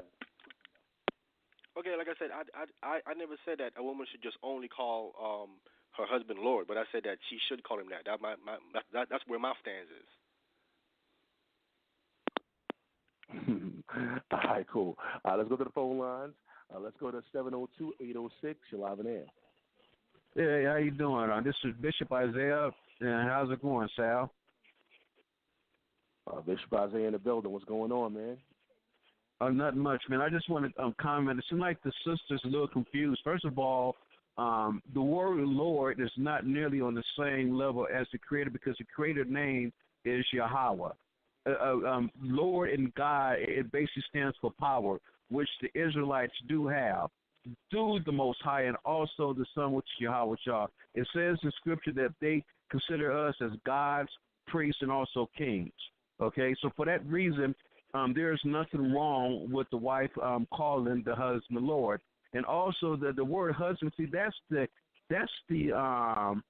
heathens' culture. We have to get back to the Hebrew Israelite culture, and names like Lord and King is what it is, and the husband do have basically total control over his family, and that includes the wife. And with that, I yield. Emunah, you can respond. Go ahead, Emunah. I would say, for those who would like to ask a question, feel free to press 1. I would say, as it relates to the caller, thank you for your call. As I said, a definition would be appreciated, because the Creator indeed has been called numerous times throughout the text Adonai. So to say that, yes, Israel has power with the divine and man has prevailed, but to say that this is not something that is like God unto the Most High because the Most High's name, I said in the beginning that the translators, which is the heathen culture, if we're going to talk about English, but if we're going to go to the Hebrew, that's something else, Lord and husband, that's why I keep saying Ish, which is within the text. To say that the Most High has not been referred to this by our foreparents, that's not totally true. Because all throughout the Torah, we see the reference to the Creator not only as Yod-Heh-Wav-Heh, but Adonai. And so what I'm saying is, if we're going to take that from saying, hey, you know what, I call the Most High this, and I call you this too. And how is that the only way to show respect or humility is my question. But once again, thank you for that. And Brother Sal, the mic is yours. And again, for those who want to press 1 so that your voice could be heard, you press 1 on your keypad. Yeah, I see people on the phone lines. We're going to get to y'all. Wahmayan, you can respond briefly. Go ahead. Okay, well, sister, calling your husband Lord is not the only way to show him respect. I think you're trying to make it a one-sided issue or an issue that just narrow. Where is that the only way a woman can show her husband humility is by calling him Lord. I'm not saying that. I don't hear no other man saying that. Like I said before, all the places where women are calling these men outside the family house Lord, ain't no one forcing women to call these men Lord. Women are actually calling these men Lord because they're using wisdom in many cases. As you can see clearly, they're using wisdom. So if you can use wisdom with a stranger, why not with your husband? Once again, sir, the name of the show is Should the Woman Call Her Husband Lord? I'm not narrowing the conversation. The conversation was already narrowed, and so far I haven't heard any other name by which she can refer to him that shows as much humility as what is being inferred here, which is calling him Adon or Lord. So basically, I'm not arguing. You understand what I'm saying? It's your position that she should call him this, but you haven't presented anything else that she can call him that shows the same level of respect. So it's not really me that's narrowing the box. This is the box that I've been given in the context of the title of the show, if you can understand that. So I respect and accept what it is that you just said, but so far what I got is that if she could do it outside, then she could do it inside, and it makes me feel good. That's really all that I got so far as it relates to, why she should do this thing. But with that, Brother Sal, the mic is yours. All right, I have a question in the chat room. We're going to get some more of y'all questions. Stand by. I know there's a lot of people pressing number 1 now. All right, I'm going to get to y'all. But we got some questions actually in the, one question right now in the chat room. This is from Porphyria. Welcome to the show. It says, I have a few questions. What is the definition of Lord? That's the question. What is the definition of Lord? Let's go to wAhmayan. I don't have. I need to look up in the dictionary to be. I want to be 100% accurate with my definition. I don't have it in front of me, but what I'm saying is that Lord, understanding what a Lord is, someone that's above you or over you, that has control in situations in your life, according to the scripture, according to the understanding of that word Lord. I'm saying that according to the Bible, this is the power that the man has, that the same power that word carries. I'm referencing the power that word have. And that power that word have, according to the Bible, is the exact same power that the husband have in the relationship when it comes to his wife, with his wife in the relationship. So, like I said, I don't have the dictionary in front of me to give you an English definition of the word Lord, but the word Adonai or Adonai or Adon, the different words in the Hebrew can be translated as Lord, as Sir, as Master. They translate it differently, but according to the context of where it is said, it is translated differently to give you the understanding of what it's really saying. Is it Lord, or is it Sir, or is it Master? All right, Emunah. Yeah, I've been asking for that definition, being that, that's what's being argued here, and sometimes we get lost in translation. There's several definitions, again, when you go by the English, so it would behoove one to go via the Hebrew to get the fullness out of it, because the English mingles it all together. And so I'm gonna pull it so that I can give. I was waiting on Brother Amunah because he was defining it through his own way of definition. So I'm going to get the full translation here. And once again, it's going to reflect the word usage. So I'll get back to you with that. And as we're doing that, my question also is, does not your New Testament say in Matthew 23, call no man Lord? So I would put that on the table for Brother Amunah, for if your New Testament says call no man Lord, and as you clearly said, and a lot of the callers subscribe to the New Testament, then how is this even a question when the New Testament is clearly saying you have only one Lord, or one Master, or one Kyrios, one supreme intellect that governs you? Then how do you justify accepting that title when there's only one? But as it relates to the caller, give me about 2.5, and I'll be right back with you. Brother Sal, the mic is yours. All right, so we're going to get back to Emunah with that Lord definition. But wAhmayan, you can answer Emunah's question. Go ahead. Okay, well, as far as Christ saying, it all depends on the definition of that's there, where Christ is actually speaking about it in the Hebrew.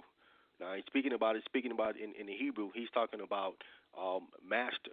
That's what Christ is referring to. I was looking for the definition in the English to give to the sister. You know what I'm saying? So then she asked that question. Now I'm trying to go back to try to answer her question in Matthew, because we understand that the church fathers all say that Matthew wrote his gospel in the Hebrew, and they found the Hebrew Matthew, because I'm trying to go into my notes about the Hebrew Matthew where he says that to find the Hebrew word that Christ actually used that's translated Lord, so I can give her more understanding on it. I guess I can come back to that to answer her question later once I find the word that Christ actually used there to get more understanding on why the word Lord, or the Hebrew word that's there, that's translated Lord. All right, that's not a problem. All right, people, once again, you know that number, 319-527-6239. We have people standing by, but, of course, if you're on social media and you're new to the show, you're listening on Facebook, you're listening on Twitter, Instagram, you can dial the number via phone or Skype, 319-527-6239, and then you can press number 1, and then we'll add you in the conversation. Again, today's show is entitled, Should Women Call a Man Lord? This is the Relationship Challenge Special Edition. For those that missed the original show, go back to last Monday in the archives. If you had the original show, you can check it out. And, make sure you, click the like button on social media, on YouTube, and spread awareness of Debate Talk Radio.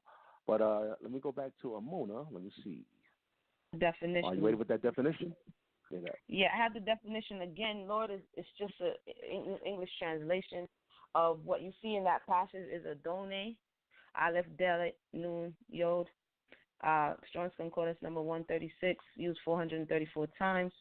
It says Adonai is a variant of Adon from 113, the Lord, a proper name of the Most High only. My Lord used 431 times, Lord used 2 times, God used 1 time. It says in the form Adonai, the word means Lord par excellence or Lord over all, even as it is sometimes in the form of Adon, Deuteronomy 10:17, where the Most High or God is called the God or the God of gods and the Lord of lords. Joshua 3:11, where he is called the Lord of all the earth. The word Adonai appears in Genesis 15:2, and Abraham says, where they translate Lord God, right? What will you give me, seeing I go childless? The word frequently appears in Psalms and in Isaiah. And so, as I was saying before, that more often than not, this word and the first usage is towards the Creator. And humanity, human beings, our foreparents began to take this word and attribute it to men in powerful positions. Okay, and this is what the definition, you can look it up in Strong's Concordance 136. And, of course, when you go to, for all transparency, when you go to 113, you're going to see the word Adon, and then you're going to see the different instances where it's used for man, where it's used for the Most High. But more often than not, as it relates to, it's talking about, not just humanity, really, in that essence. It can be humanity, but again, when it enters the conversation within the Torah Bereshit, it was referring to the Creator. And so for the caller, thank you for asking. Once again, those numbers are 136, Adonai, which is what would be in question, which would be my Lord. Adon would just be Lord. And 113 is the root of that word. So with that, I'll relinquish the mic. All right, so let me go back to Wahmayan. Let me see if he looked up his information. Let me go back to Wahmayan. Okay, the word Lord here in English. This is the Random House Webster's Collegiate Dictionary. Lord, a person who has authority, control, or power over others, master or ruler. A person who exercises authority from property rights and own of land, houses. A person who is a leader or has a great influence or profession. It goes on to say a formerly polite title of a bishop, the supreme being, God, Jesus Christ, and the archaic, which the archaic means it goes all the way back in the day. The archaic definition of this word Lord, according to this dictionary here, it says husband. The archaic definition of this word here, it says it's husband. So it's saying the same thing according to this definition here in this Webster's dictionary. Lord, husband, that's saying it the same thing. Going here to Matthew, the sister brought up this. If I'm right, it's in Matthew 23, and it started at verse 8. It says, "But be ye not called Rabbi, for one is your master, even Christ, and all ye are brethren. And call no man your father upon the earth, for one is your Father which is in heaven. Neither be ye called masters, for one is your master, even Christ." So this is talking about men with men. Men should not be calling men these things. This is not referencing the women as far as she calling her husband, but as far as men calling other men that. This is what Christ is referencing here in the book of Matthew. All right. I'm looking on the chat room, looking at my emails right now. There's no further questions at this time. So let's go to the people. Let's go to the phone lines. All right, let's go to 718-309. You're live in air. 718-309. You're live on the Bay Talk. Hey, shalom, son. That's Mayana. You know what it is. Hey, what's going on? What's going on, Mayana? How you doing? Shalom. I can hear you loud and clear. Shalom. Mm-hmm. Shalom, greetings. First and foremost, brother, I want to extend my condolences and support to you. May the Most High be with you and comfort and wellness to your family. With regard to this topic, you. Appreciate it. anytime, Mark, you already know how we do. But again, this is Elder Mariana Hassel from the Racial Love Challenge. And the brother keeps talking about the women are going about calling these men Lord outside of the home. And he seems to repeatedly refuse to acknowledge that it is the men that are also outside using this language. This is not language that the women are using to strangers and are just refusing to use at home, but instead it is just usage of sir. You're calling wisdom. In modernity, contemporaries would call this courtesy. They would call this manners, the way you address someone outside of your home, sir. I mean, the person I talk to, or the bill collector, don't forget, sir, I'll send the payment in, sir. It's not any type of reverence.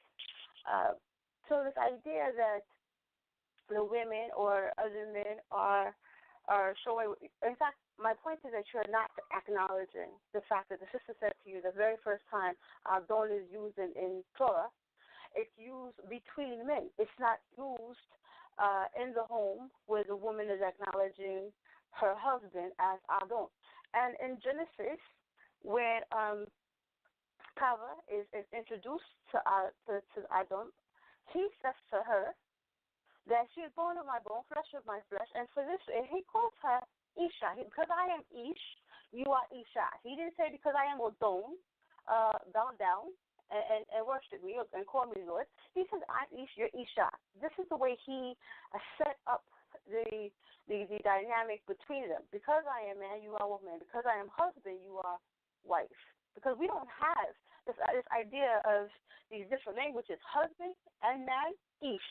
That's it. There is no Adon in that conversation at all. Indeed, he goes on to say, and for this reason shall a man leave his mother and his father to cleave unto you. So this idea that there's this onus on the woman to be continuously elevating the man because the man is having some deficit in self-affirmation, and it's her responsibility to instill that in him.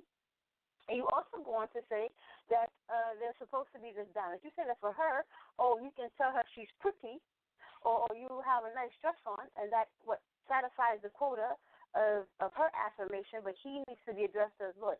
So why can't she, and this is one of the questions I have, why can't she just say, okay, you look good today? And that's you're saying is all that the women need for affirmation, and that somehow is also, going to fulfill her duties or responsibilities or her reverence. Then why are you insisting, as Emunah is saying, she said hard pressed, she's talking about the fact that you are insisting upon it, not that you are creating violence.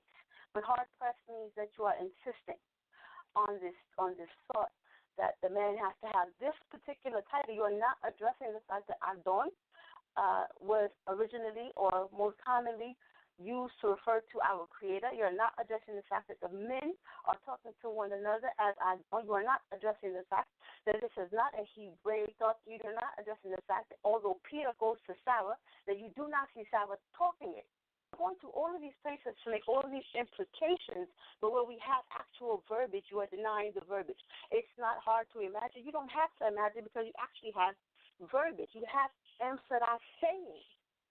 You have Emsadai thinking, and then you have Emsadai saying. You have Leah saying. You have Rachel saying. You have Rivka saying. You have Abigail saying. You have all of these women saying. So when we have no instances of this being normalized in the scripture, why are you diminishing what Torah is providing to forward your stance, your belief, and your preference? It sounds a lot like you are defending the fact that in your home, this is what your wife calls you, and you like it. But you're not able to show us anywhere in Torah where this is supported or that anyone else is doing it. You keep talking about Lord, you go to Numbers, and you show one instance where a man, if a woman vows a vow, it's very specific. So you have, this Lord is limited. He doesn't have all power. He can't do all things. It's in this one instance, if she vows a vow. It's not whatever she says. It's very particular. You said whatever she says. That's not true. It's if she vows a vow, he can intercede, and she will be forgiven. And that's important. Why? Because if a man vows a vow, there is no forgiveness. He has to do it. So this is what tells you the privileges and the preferences that are given to the Most High's daughters. Your insistence on diminishing that in favor of creating this atmosphere where the man is entitled to it. Now, if you heard the original show, both Emunah and I have said we know people that use this term towards their husband.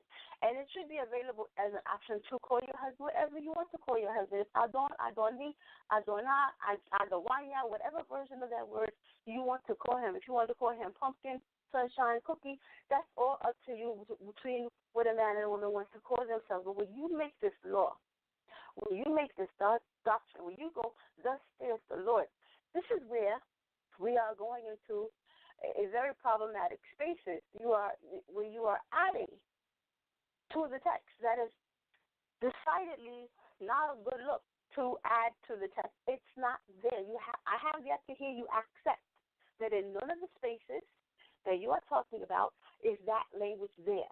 You opened up this thing with wisdom, and then decided to make it wisdom. Nowhere in Scripture does it say calling your husband Lord is wisdom.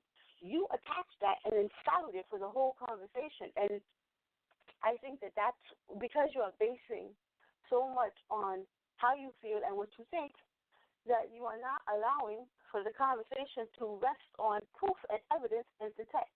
So to you, I would ask, why are you running from the fact that none of the things you are saying are presented in the text, and everything you're giving us is implication or inference or some kind of extrapolation coming from the New Testament, and Torah is not supporting any of it? So I would like to hear your answers to why all the points that Sister Emunah has brought up thus far, you have ignored completely, only to push forward this idea, which is what you mean by saying hard-pressed. You are insisting upon a particular idea. And with that, I yield the floor. All right, Wahmayan. Go ahead. Okay. Okay. First of all, sister, that as far as me saying that is wisdom, the sister admitted that when Abigail was dealing with David, that she was using wisdom. She admitted that certain things the women was calling men Lord, that the woman was using wisdom. I'm not the only one on here saying that calling a husband Lord is wisdom. Okay, so if you don't see that that's wisdom, that these women that was calling these men outside the house wisdom, I don't know how to convince you any other way. That's obviously that they was using wisdom. Now, whatever the sister was addressing or asked me, I think I answered all of her question. I am not by in no means saying just call him Lord. I've never said that in this conversation. All I've ever said in here was that it's wisdom to call him that, and that you should call him that. I've never said that you better call him that. They're forcing you to call you that. Any of that. My only stance was it's wisdom to do it, and that you should do it. Now, if you decide that you don't want to do it, well, don't do it. You know what I'm saying? You ain't got to do it. I'm not forcing a woman to tell them that you have to do it. What I'm bringing out to the scriptures is that the man is your Lord. You can decide whether to call him that or not. But according to the power given to him by the Most High, that's what he is. Now, she have not refuted that. She can't say that that's a lie, because I went here and I showed there in Numbers. I showed with Dayton and Kor, and I showed also with Saul what Saul did can cause the family to be put to death. So the man has complete control over the wife and his children's lives. That makes him the Lord over them. In Genesis, and he shall rule over you once again. You know what I'm saying? So he has that power over you. So that's what he is. Now, if you don't want to call your husband that, don't. You know what I'm saying? I'm not stressing the fact that you better. You have to. What I'm stressing to the sisters is that is wisdom for you to do that. If you don't see that that's wisdom, by all means, don't do it. You know what I'm saying? So as far as Sarah, now if Sarah's mentality is to call Abraham husband, in her mentality, she got that from somewhere. Someone taught her to call Abraham Lord, because that's her conversation she had in her head. Now, knowing the Bible does this show that where if Abraham taught her, let's say Abraham even taught her to call him Lord, and she's calling him that in the conversation to herself. Abraham got that from somewhere. ultimately, this always going to come back to the Most High, because all knowledge and wisdom started off with Him. He's the one that first started all this wisdom. Now, if you saying men are misapplying this wisdom, I don't see it, because women in our culture, after Abraham, after Isaac, in our nation, was using that word Lord. Now, she learned that word from somewhere. Abigail learned it from somewhere. Hannah learned it from somewhere. These women learned that word from somewhere for them to be outside the house applying it. It's obviously they learned the word from inside the house with their husband or from their father growing up. So that's how they're able to use that word not outside the house with other people, because it was learned first in the house. So using logical wisdom, they was using that word inside of the house, even though it's not in the text, but logical deduction tells you they learned it from somewhere. Where would they learn that from? It's got to be under their father's roof or under their husband's roof. So isn't a stretch to call your husband Lord? Again, if you don't want to, that's your discretion. You know what I'm saying? And I don't see nowhere in the Bible where any man was forcing their women to call them Lord. My point remains the same. He is your Lord, and it's wisdom to call him Lord, and you should call him Lord. I gotta let Emunah respond to that, but we have a lot of callers. I gotta get to some of these callers. A lot of people standing by. But I also let you know we're going into the overtime part of the show, people, because we have 13 minutes on the air. Again, we have 13 minutes on the air, people. So if you want to hear the rest of the show live before that time runs out, you're gonna have to call in. Again, that number is 319-527-6239. Again, you got to call that number before the time runs out to hear the rest of the show live. If not, make sure you go check out the archives, go to the iTunes podcast, YouTube page, of course, all things social media, and check out the archives later on. But we got to hear from Emunah, and after that, we're going to go to get some more questions for the people out there. All right, Emunah, you can respond. Oh, yeah, it seems like Brother Aman, tell me his name again, Brother Sal. Ayaman? It's Wahmayan. Wahmayan, sorry. I think he's misremembering some of the stuff. Wahmayan, thank you. I think he's misremembering some of the stuff I said. But, for the sake of time and for the sake of the callers, I wanted to say something. The word should, I read from let me back up. The caller asked for definition of Lord. I went to the Hebrew, in which is written. He went to the English. If you notice within the English, the Creator or the Supreme One is buried way deep in that definition. So if we are Hebraic, like the caller called in and said, get away from that Gentile culture and all that stuff, then it would behoove us to go to the Hebrew and not the English. But as it relates to this word should means shall. Use an auxiliary function to express conditions. Use an auxiliary function to express obligation, propriety, or expediency. 'Tis commanded, I shall, or should. So this word should she, it's like, again, it's to a degree from what the brother is saying, it's more or less of a suggestion. She should or she shall do this thing if she wants to be considered humble. She shall do this thing because, again, it seems as though in this conversation there's no other way. Secondly, I would have to agree with Sister Mayana in that a lot of points that were brought up as, this is the name that was appropriated or one of the titles appropriate to the Creator. I noticed that that's not being brought up, and the mentality is to push the man to a space where, again, he feels like, yes, I am lording over you. When we see all throughout the text of our righteous forefathers, we don't see that lording. We don't see like, I'm in total control over you. We don't see that conversation because that conversation is not wisdom. Because, like I said before, she's to a degree autonomous. Because why is she autonomous? If the husband, most I forbid, and she becomes a divorcee or she becomes a widow, she still has to operate in society. So, yes, the Most High put him to Mashal to govern because we know the whole Genesis story. But this thought process, like I said, it sounds more like some slave master stuff. And by the way, this reference to Dathan and Abiram, the reason everyone went down is because they was following them in the wickedness. Do we have an example? Abigail didn't go down with Nabal because she wasn't following him in the wickedness. So if you're a wife or if you're a child or if you're whoever and you follow the leader into wickedness, well, guess what? You're going to be wicked too.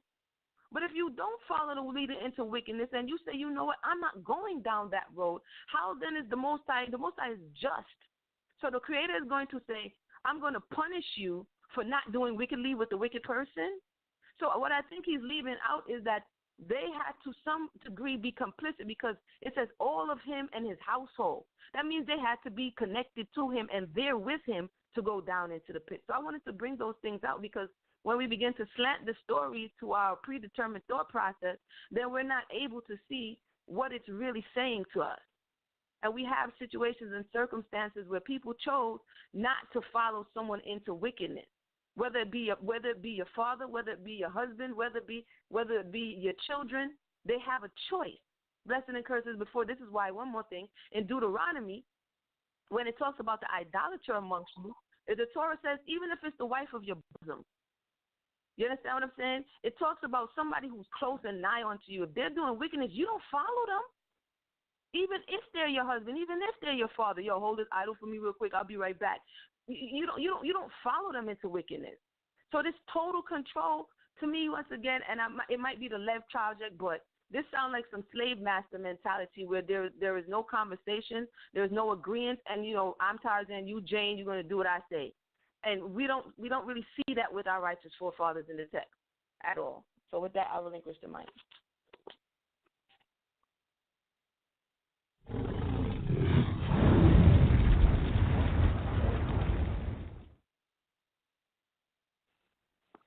All right, people, we got the countdown. We have like 8 minutes on the air, people, 8 minutes on the air. Again, just a reminder, if you missed it, you have to call in and hear the rest of the show once that time runs out. Again, the number is 319-527-6239. You want to hear the rest of the show live, you're going to have to call in via phone or Skype. And if you want to ask any questions, once you call in, simply press number 1, and we'll add you in the conversation. But let's go to the next person, though. Let's go to 702-202. You're live in the air. Hello, can you hear me? Hey, what's going on? How you doing? Mm-hmm. Pretty good, sir. This is Akwete Amar.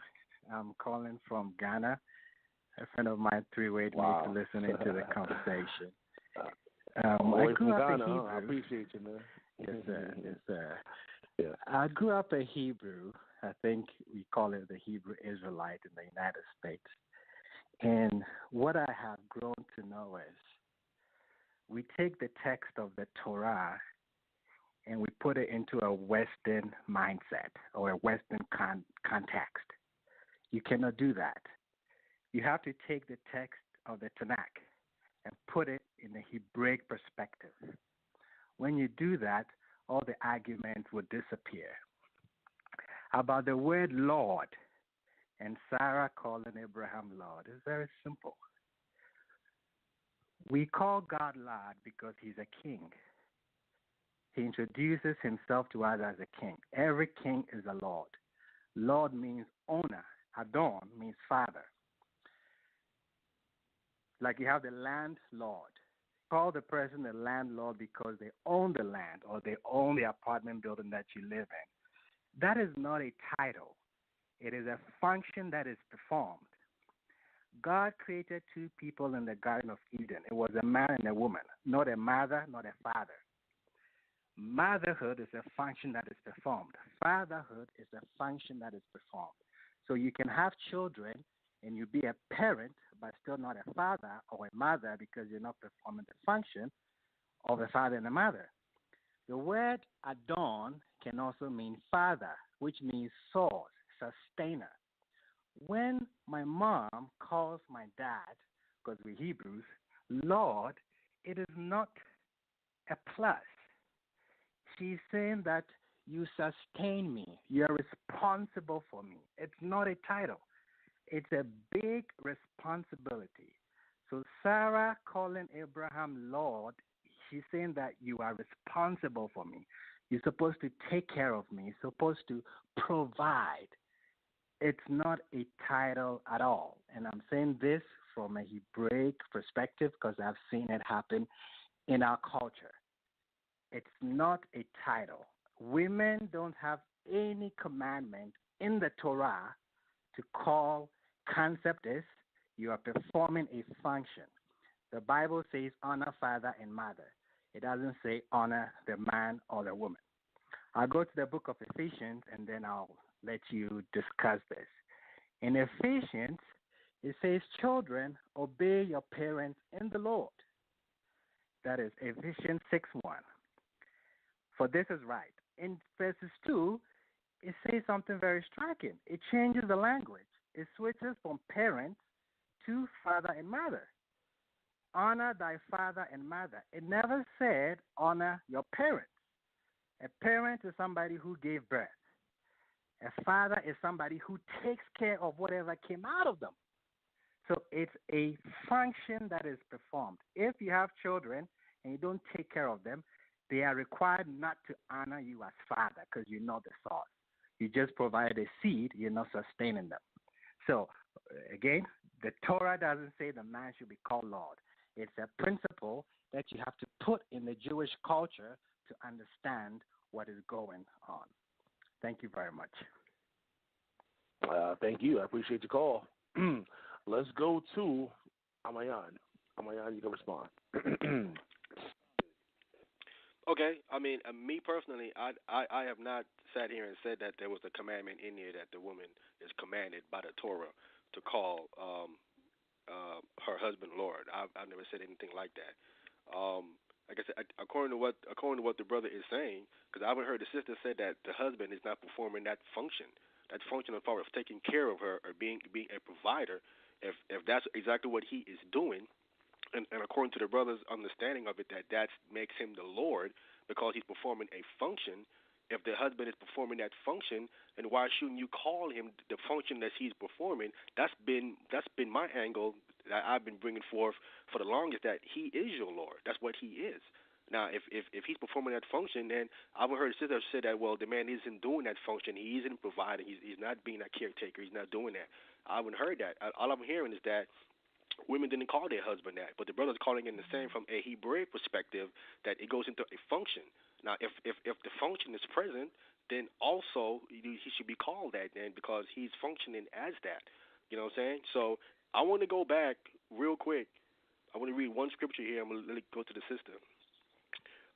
Again, in Romans chapter 13, verse 7, Paul says, it says, render therefore to all their dues. This word dues is the Greek word ophili. Ophili is talking about a debt, something that a person is supposed to get once he's operating in that fashion, like the brother is saying. It says, tribute to whom tribute is due, custom to whom custom is due, fair to whom fair, and honor to whom honor is due. So according to the husband having that function and he's performing that function, then he's due that honor of calling him that function that he's actually fulfilling. All right, I'm going to let Emunah come in soon, but 702, being that you're calling from Ghana, you want to respond briefly? You can respond to that. Go ahead. Yes. So, again, what I was saying is, Lord is not a title. Because you're performing a function that you're required to perform, doesn't mean that I should call you by that title. You were the one who went to the woman's the woman's father to say that I'm going to take care of her. Nobody forced you. So that's your responsibility. No one is required to call you by Lord because you're performing what God says you should do. So my focus is not a title, not at all. It's a function that is performed. And yes, she can call you husband, she can call you sweetie, but she is not required to call you Lord because it's a function, not a title. That's my response to that. Thank you. I appreciate you, man. Let's go to Emunah. You can respond. All right. Thank you for that. Thank you for the caller calling all the way from Ghana. Thank you so much for letting your voice be heard. As it relates to what the caller just said, I thought it was very interesting. And so given the fact that I read 136, which is a Adon, I wanted to quickly read Adon, the Aleph, the Dalet, and the Nun, which funnily enough is one letter different from Adam. Adam is the Aleph, the Dalet, and the Mem. This is Aleph, Dalet, and Nun. It says here, it's to rule, sovereign, controller, human or divine. Adon, Lord, Master, the form Adon appears 335 times, while the form Adonai, which I said before, used exclusively as a divine name, appears 439 times. So Adonai, my Lord, is exclusively, and oftentimes they're calling them, if you go into the Hebrew, they're not calling them Adon, they're calling them my Lord. So basically they're transposing the Creator attributes onto this individual. But I'll continue. Quickly it says, basically Adon means Lord or Master. It is distinguished from the Hebrew word Baal, which signifies possessor or owner. Adon basically describes the one who occupies the position of master or lord over a slave or servant. And the servant put his hand under the thigh of Abraham, his master, Genesis 2 and 4. And then they go on to speak about it. And so this relationship, which I asked about earlier, and the caller spoke to, this relationship, this thought of what we think an Adon is, when you look at Ish and the responsibilities of an Ish, to project, like when the Most High put Adam in the garden to dress and to keep it, to work and to provide and to protect it, that is his space. But to come into this space where Adon oftentimes is speaking about a slave or servant relationship like the slave master, why then is it something that we are saying, and you can see why somebody would say that to a king, because the Most High said, when I give you a king, you're going to see what they're going to do to it, and you're going to have to bow down to this king. You're going to have to bow down to these people because it's a different space. So my question now remains, if this word in this passage is attributed to somebody who was over somebody, like a slave or a servant, is that what your wife is to you? Or anyone else who's saying, you know, it makes me feel good when you put me in the category of a master over you? I relinquish the mic, Brother Sal. You could go to, you know, you could go from there. But that's out of the definition of Adon. All right, so we're going back to the phone lines as usual. We're in the overtime part of the show. So everybody that called in, all you got to do is press number 1, and we'll, you know, let you ask your questions. We're going to take a few more questions before we get some final words from both special guests. Again, to me, this is a classic, a great show. Hopefully you guys are taking down your notes when it comes to this topic. But let's go to the phone lines. Let's go to 718-309. You're live in air. Hey, shalom, sir. This is Mariana again. The brother makes a repeated instance. He goes out to say that the man can make all of these choices that can condemn the whole entire family. And I think that we find, again, this issue of agency of the wife. And we forget that one of the reasons that the Most High said it's not good for man to be alone. So he's not supposed to be alone in this way, making all of these unilateral decisions that are doing all of these things. We find, for example, with Rebecca and Isaac, Isaac wanted to bless Esau. He had no intentional inclination of blessing Jacob. And if Rebecca had sat back and said, oh, you know, he's my Lord, and it's going to be what it's going to be, none of us would be having this conversation, because it would have been Esau that received the blessing from Isaac, and Isaac would have caused his family to go against the will of the Most High, which was revealed to Rebecca. So Rebecca's input, and it's not even like she went and said, Adonai, what do you think about not giving it to Esau? She said, you know what? I'm going to put this in place, and she did that. So that goes back to when Sister Emunah was saying that there is a degree of agency that the wife still possesses. So this idea that there's absolute lordship, there's absolute rulership in the relationship, this is not Torah. We don't see it play out. We didn't see Abigail do it. We don't see Rebecca doing it. Like the brother said, that this is a function, and that this is something that a woman is not obligated to call you. So, and again, I'm going to keep going back to the topic. The topic is should she? Thou shalt. There's this thing here. This, when you say that she should, you're saying that it is a command. That she gave it. And I'm not inferring this. This is part of the definition. And I'm also curious, so how does the very first commandment, you should have no power before me, play into this idea of the absolute rulership of this man? The man has power over life and death and is making all of these salvation decisions. As Emunah has been trying to impress upon you, is that by saying all of these things, you are putting him in the seat of the Creator, who says that you should have no power before me. The woman always has the obligation to do what the Creator has told her to do, not to do what the man has told her to do, because the Creator is our power.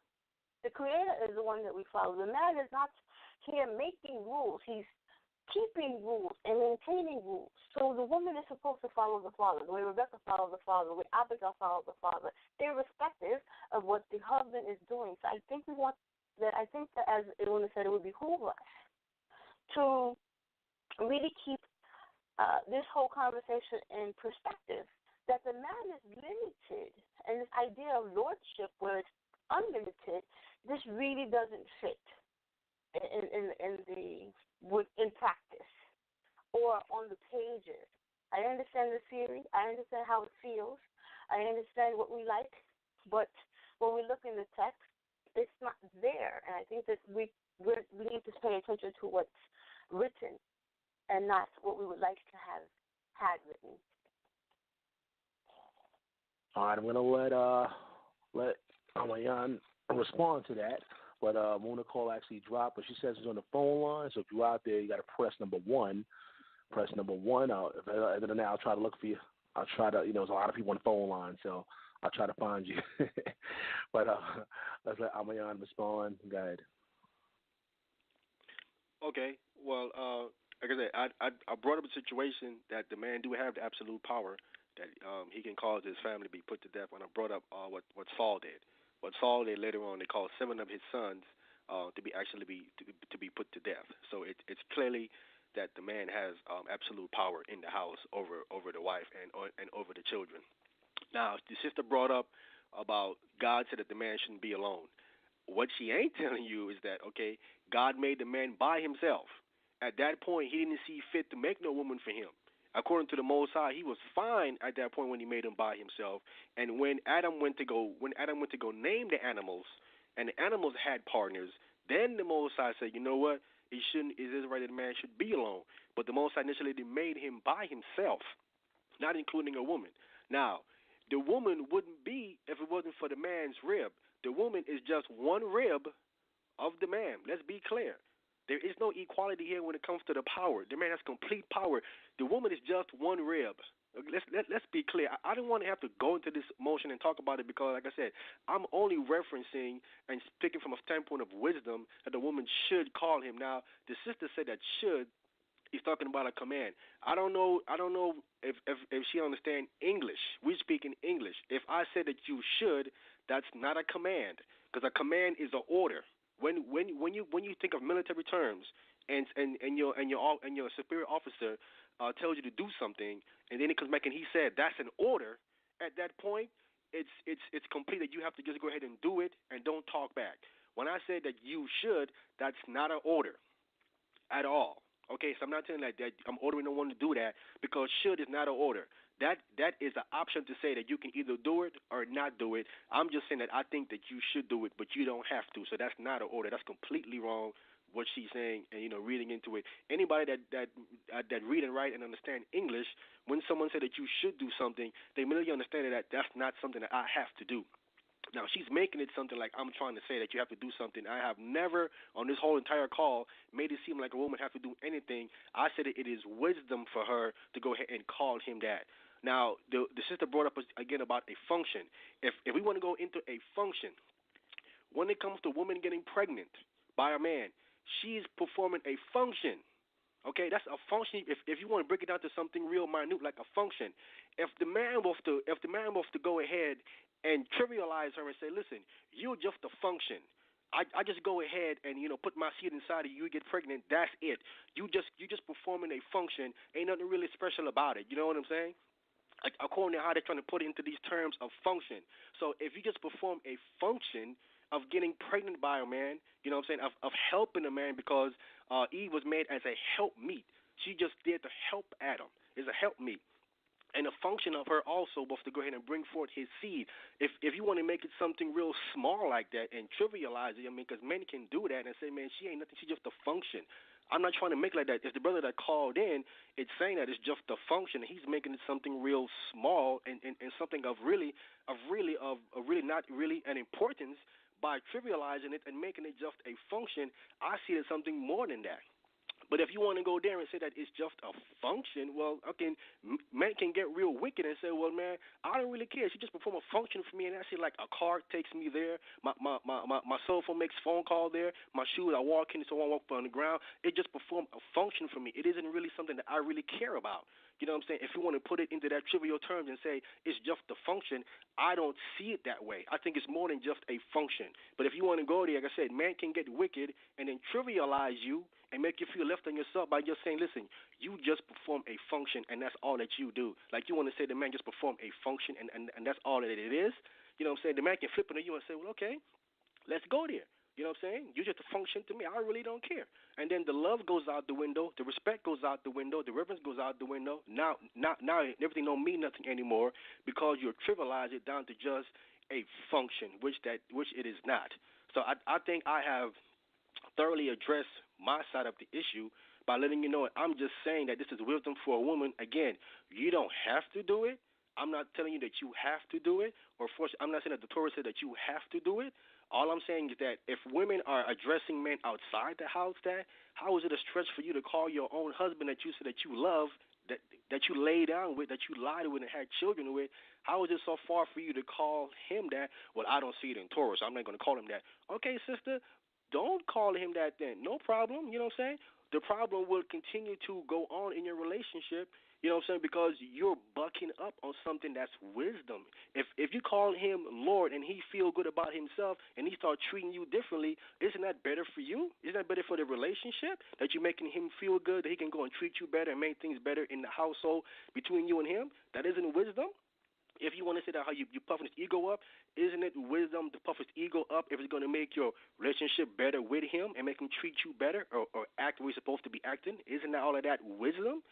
If women don't see that, well, like I said, don't do it if you don't see it. If it ain't wisdom to you, then, sister, don't do it. I'm not telling you have to do it or forcing you to do it. The Most High said that you have to do it. But the older women, the holy women in the old time, they was doing it.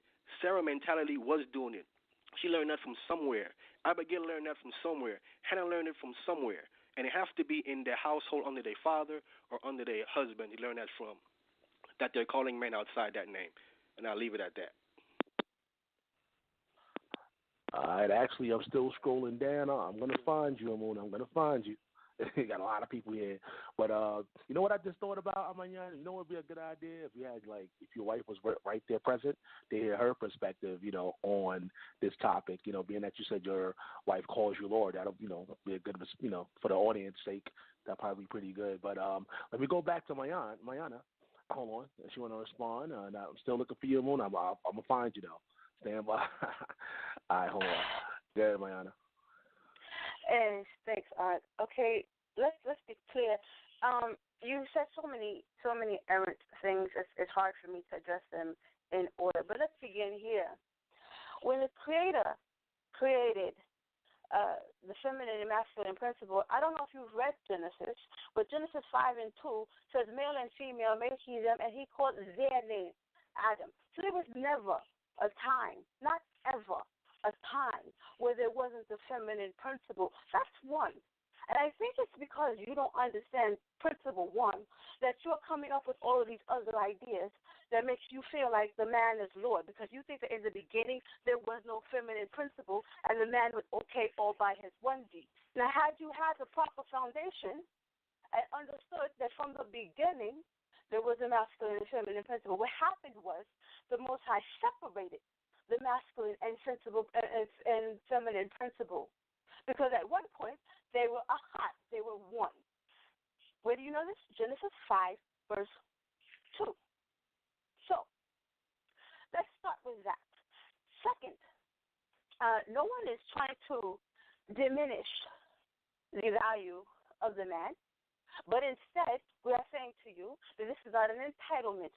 And what I said when I agreed with the brother who said this is a function and not a title.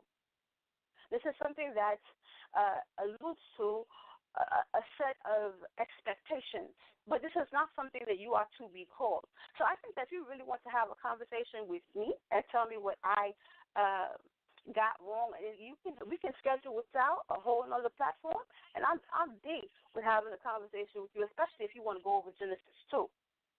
But that's a record show that you brought up, Saul. I easily disprove that the man can do that against unilaterally, because where Isaac would have done something that would have caused his family to go against the will of the Most High, the feminine principle interceded, and you get to walk around with your chest puffed out talking about, I am Yasharala, I am Israel, because your mother did not go with Isaac and his idea of choosing Esau. Because if Esau if Isaac had done what he wanted to do all by his onesie under his lordship, and nobody was going to question him, then it would be all about Esau right now. It would not be about Israel at all. So I think that what we need to do is remember that the Most High put together the man and the woman, and the man was never supposed to be alone. The man never was alone. In Genesis 1, in Genesis 2, the feminine principle is always there.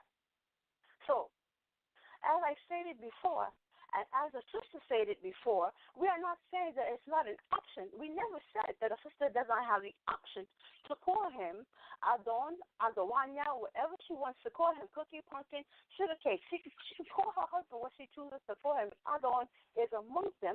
That is fine. But it is not a requisite. And this idea of should, we're talking, you are indeed saying that it's a command because you keep tying it to wisdom. So you are necessarily saying that if you do not call him Adon, that's not wisdom.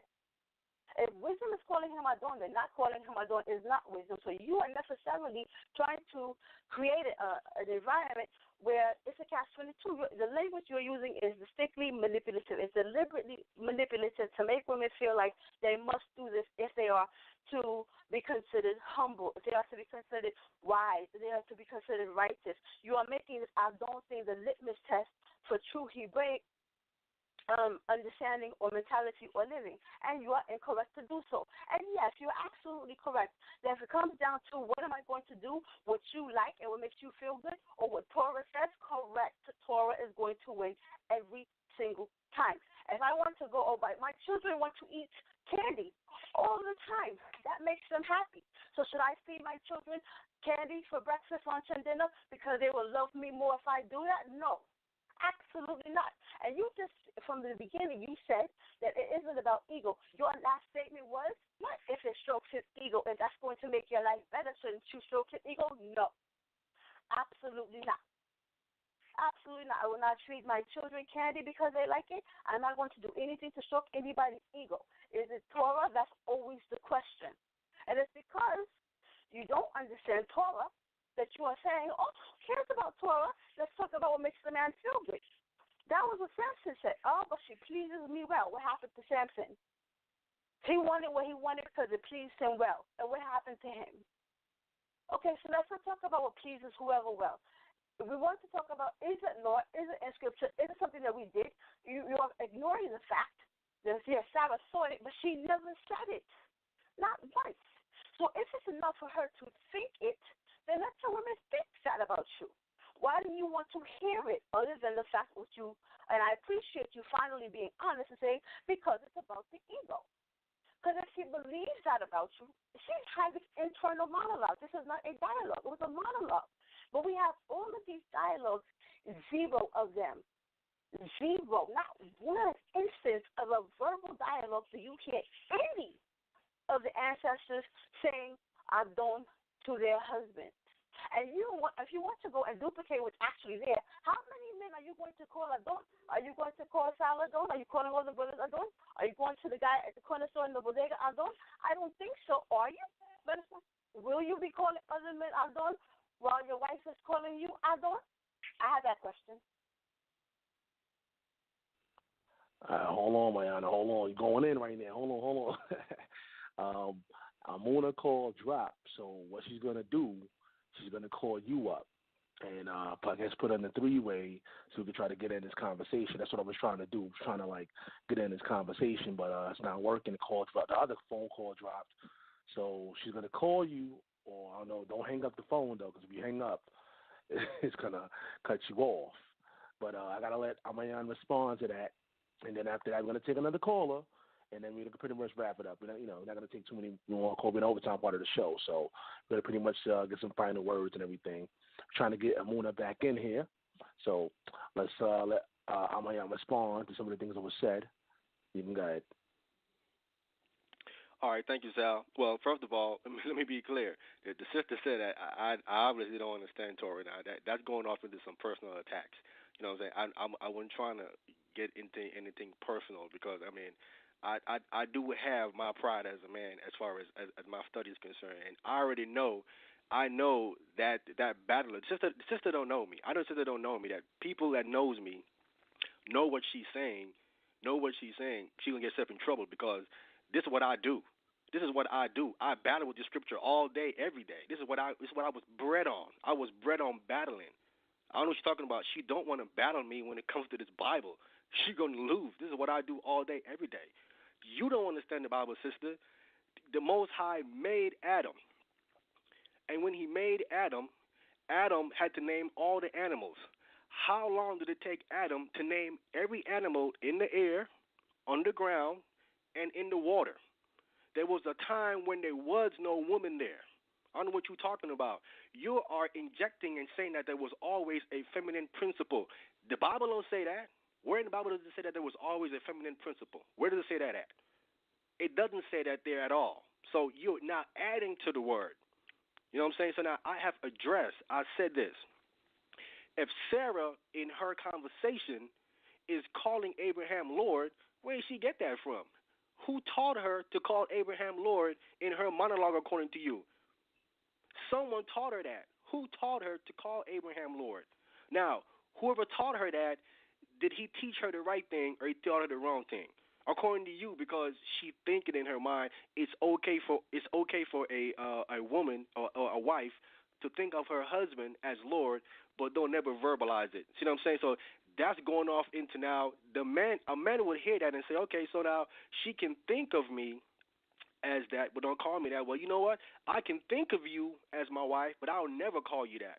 You know what I'm saying? I can think of you as a mother, but I will never call you that. I will never tell you things that I think about you. You know what I'm saying? So that goes off into some areas where it gets real negative in the relationship, is that you're just thinking of something, but no one hears it. So in other words, you think I'm something, but you can't tell me that. It goes off into an argument. So you don't think that I'm actually that because you can't even call me that. Okay, if you think I'm that, how come you can't say to me then?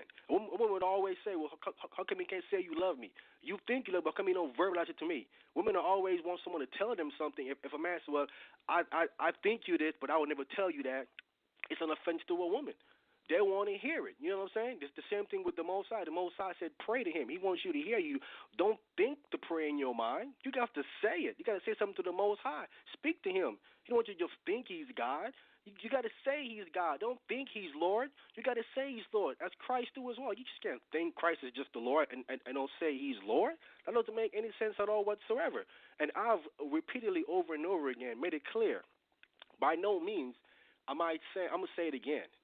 But the sister's always trying to say that how I'm making this a commandment, or I'm trying to insinuate by saying that it is wisdom, that if she doesn't say it, that it is not wisdom. Now, if you don't say it, of course it's not wisdom, because if that's the function that he's actually bringing to the table, if he's actually providing for you and doing these things for you, in other words, you're going to say, well, if by not saying that to him, what you're saying is that he's not performing that function. He isn't that to you, because you can't even tell him that. In other words, the men outside who are not performing that function to you, these men are worthy of saying that. Now, as far as the Most High, because Sister brought up earlier about how come we don't say it about the Most High. You can call the Most High Lord. That's what he is. The Most High said he's married to Israel. We married to Israel. We are the women when it comes to the Most High and us. We call the Most High Lord. We're the women in that relationship. Why is it different that the women in our relationship can't call us Lord if we with the Most High relationship can call him Lord? And he just said that he's our husband. He's married to us. And he tells us to call him Lord. So in the relationship with a man and his wife, she should call him Lord too as well. In that scenario there, if you want to insist on, well, the man is calling the Most High Lord, and how is it that men should call other men Lord?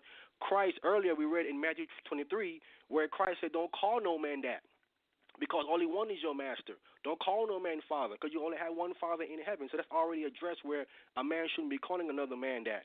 But it's clear to the scriptures that the man is your Lord, and you should be calling him Lord, and you should be calling him that according to a function. If that's your argument, you're going through a function. He functions as your Lord by providing for you and taking care of you if that's what he is doing. Again, if you don't want to call him that, sister, don't call him that. You know what I'm saying? You don't have to do anything you don't want to do. The Most High ain't forcing no one to keep the Torah. You either have a choice to do it. No one is forcing you to believe in Christ. It's all an option, a choice. You can choose to believe in Christ or not. You can choose to believe in the Most High or not. So nothing in this Bible is telling anybody here that you're forced to do any of it. It's your choice to believe in the Torah. It's your choice to apply the Torah. It's your choice to believe in Christ and do what he say. This is all a choice here, okay? So I want to maintain that the choice is always there. The Most High ain't forced no one to believe in him or no one to follow his laws. He told Israel, choose life or death. Follow me or not. It's up to you. That's my last point on that. All right, so let's bring let me see if Emunah, you there? Yes, I'm here. Okay, you can respond. Yeah, it took me some time. My apologies. I got the phone dropped over time. I had to try to get back in. The conversation has taken a left turn, but I want to go back to something that the brother said, because I'm coming from the Torah.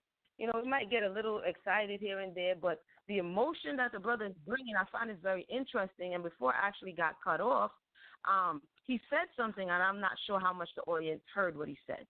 He said, would it be good to, for you, meaning the woman, to puff up the man's ego? And correct me if I'm wrong. So the thing would be good for you. It would be better for you. This is what he said.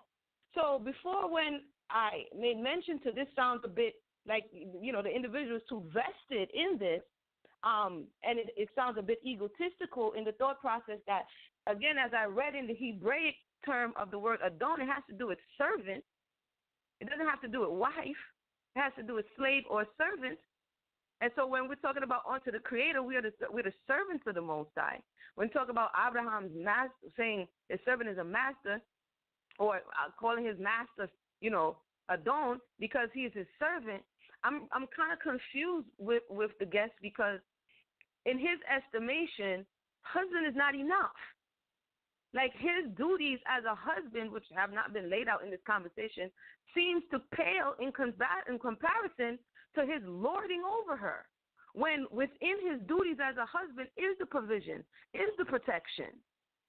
And so, again, I said it before and I said it again, he alluded to, no, he didn't allude, he spoke directly to the ego. And that is what I'm going to submit and leave today, that this is what this is about. Because he made the comparison, and the same thing I said before. How do you put man, whoever it is, in the same category as the Creator? And say, if you can call the Creator Adon, why can't you call man? Man who does not give life, not man who does not sustain your breath, man who is, like Dawid said, but dust. How do we put so much onus on humanity, where she is the counterpart of him? She is the counterpart of him. The two of them can't even make life without each other. So how now does one become so much greater, as opposed to the person that's supposed to make sure that they remind you, which is the Zakar word, they're reminding you of the law, and you go from governor to Lord. Like, that's like a huge jump. And I know that it's, as we are looking, and I've stated many times, it's throughout the text. Like he said, they learned it from somewhere, but wherever they learned it from doesn't necessarily mean it's Torah. We were always around other nations. Father Abraham was a sojourner in the land. He was surrounded by foreign nations. He came from a foreign nation. And as you can see in the case of even Raquel, she brought some of those customs with her when she came from Padam Aram with her father's idols. And so, again, I started on culture and tradition. I'll end on culture and tradition as it relates to this question. And I know he tried to, throw a jab, talking about, you don't know if I understand English and all that good, juicy stuff. I was just reading out of the dictionary. You understand? I was just reading out of the same dictionary that he said he referred to as it relates to the word shall. And I was reading an example of what they said shall means. So whether or not he misconstrued, I'm not sure. I'm not even going to take it personal. But all I'm saying is that you did speak about ego, This is what it sounds like to me. It sounds like husband is totally discarded, and having that coveted seat of lording over someone is what is like that grand prize. And the reality is, a lot of times, men and women are failing in their very primary positions, as we keep talking about Genesis, that the Most High handed down in Genesis. She is the Nakeva, means female, that has functions. He is the Zakar, means male, and they have certain functions. And as you graduate through those functions, it will determine what is required of you. And so in this return that the Creator asks, not just the woman return in humility, the nation is supposed to return in humility. And what it seems like is that we're not returning in humility. We're returning in the need to be lords over one another. And it's not just man to woman. It's man to man as it relates to Knesset and synagogues and rabbis and all these things. We're returning to that space of, I want to dominate you. And I need to dominate you so that I can be empowered. And my question is, where are we getting this from? And is it healthy, and is it the recipe for return? So, again, that's my name is Emunah Yisrael. That's my submission as it relates to, should the woman call the man Lord? There's many things to consider. You can definitely go back over the things. If I said something wild or crazy, definitely reach out to Sal. We'll look at it. If I misquoted something or if I misread something, definitely we are all prone to making mistakes, especially in the heat of battle or discussion in this case.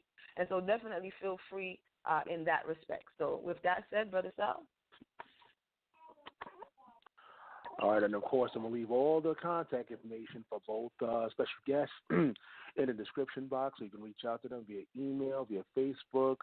Of course, it's going to be in the description box on the Blog Talk Radio Show, on the iTunes podcast, of course, in the description box on the YouTube page and archive. So if you want to reach out to any of the special guests, just go to the description box and, feel free to reach out. I'm going to take one more caller, and after that, we're going to get some final words from both special guests.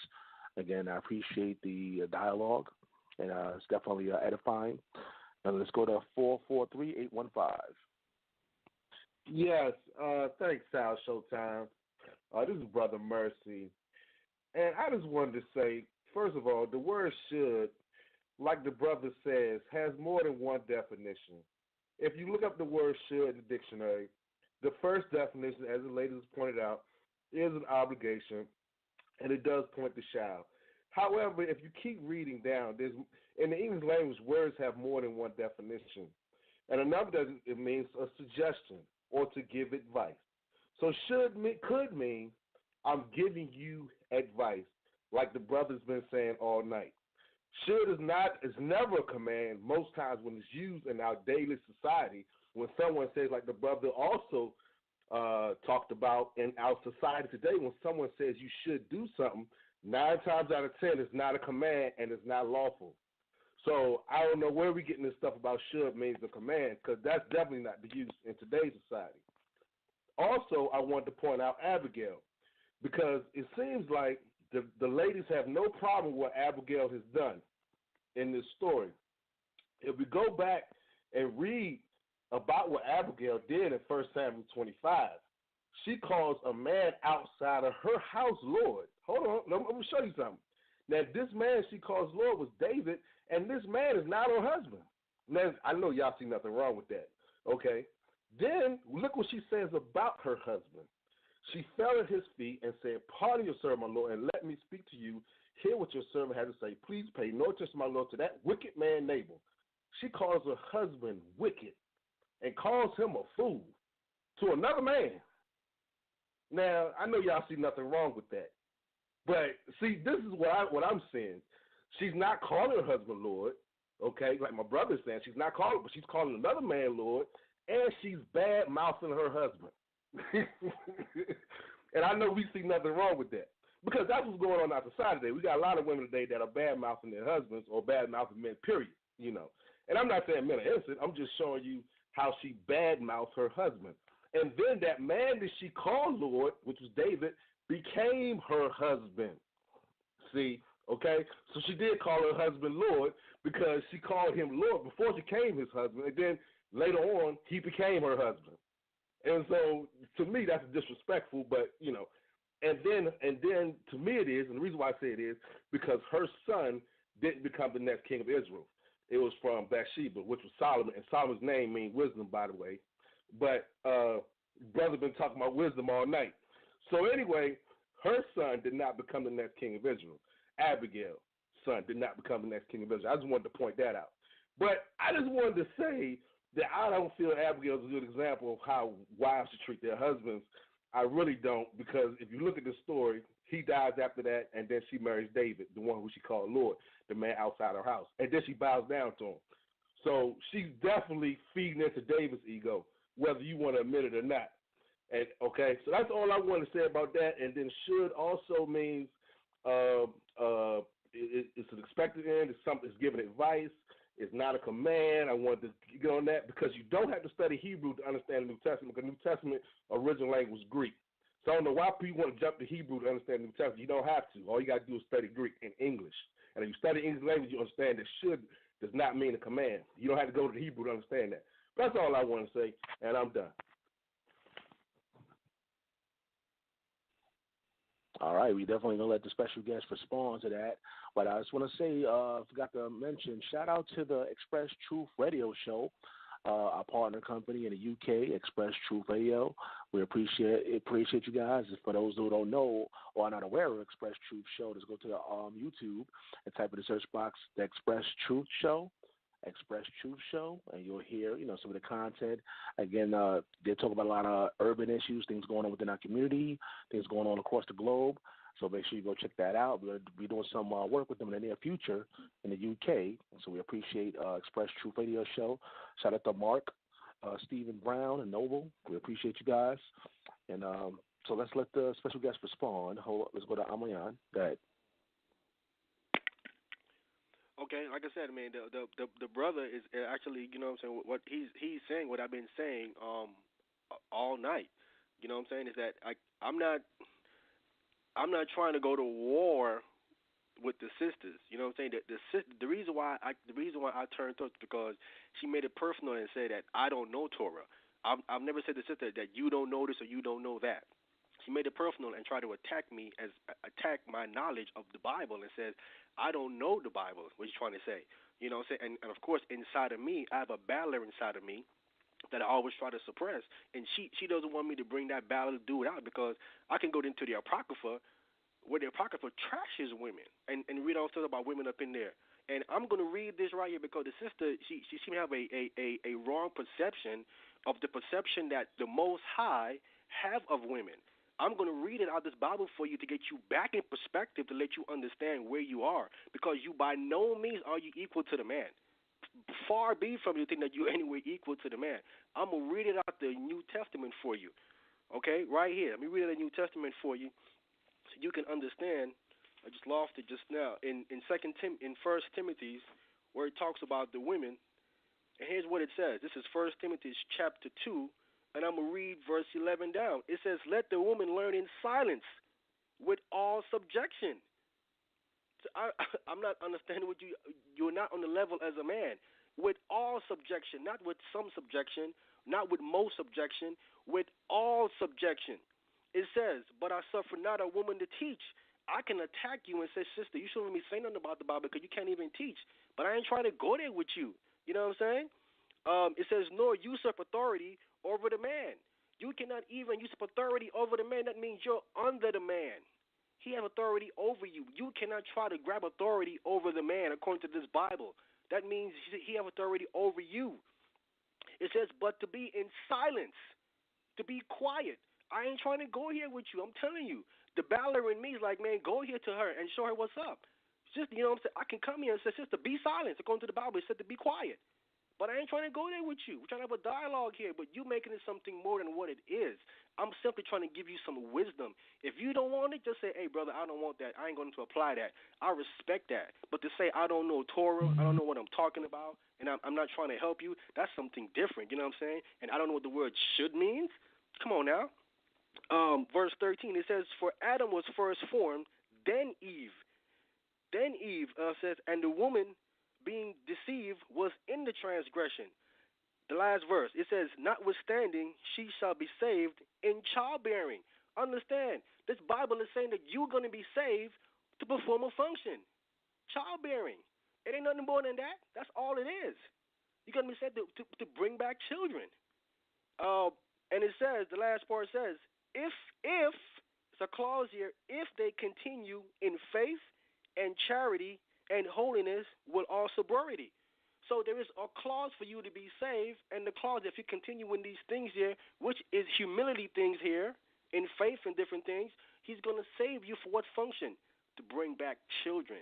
Let's not get it misconstrued all whatsoever. And then you're going to have any kind of big old power with the man. You're not. You'll be saved to bring forth children, and that's what it is. All right, so I see we're going to definitely have another show out of this one. But we're going to bring in Emunah, and after that, we're going to pretty much get some final words from both special guests. Again, shout out to the Express Truth Show. I want everybody to go out there on YouTube and subscribe to their channel, Express Truth Show. All right, so let's go to Emunah. Go ahead. Hey, all right, Brother Sal. I wanted to say, firstly, before I get to the brother, wAhmayan, right? The whole night you have not addressed me by my name. So we're talking about respect in a dialogue. Now, I got cut off for some time, and I don't know what sister you're referring to because you haven't taken the time to actually acknowledge who you're speaking with. We had some caller in, so I'm not sure what part of what I said to you particularly has you like a little, going to wherever you're going, but I'm going to come back there. I want to say shout out to Brother Mercy. I heard you, Brother Mercy. My question to you, and I know you really can't answer right now, but I'm not sure if you were on earlier because you were making a lot of assumptions like, the sisters don't see nothing wrong with Abigail. We spoke about Abigail. I personally spoke about what Abigail was doing and the conditions under which she was trying to appease David's anger. Because if we can remember in the story, the servant already came, and they already had that conversation, and the servant himself said that Nabal is a man, he hard-headed, and he doesn't listen to anybody. So this conversation is something that not only Abigail knew, the servants knew as well. So as it relates to, not thinking anything is wrong with what Abigail did, at that particular point, Abigail became an Azir. Because Azir is what the Creator actually created in the beginning when he said, it's not good that man should be alone. He created Azir Kenido.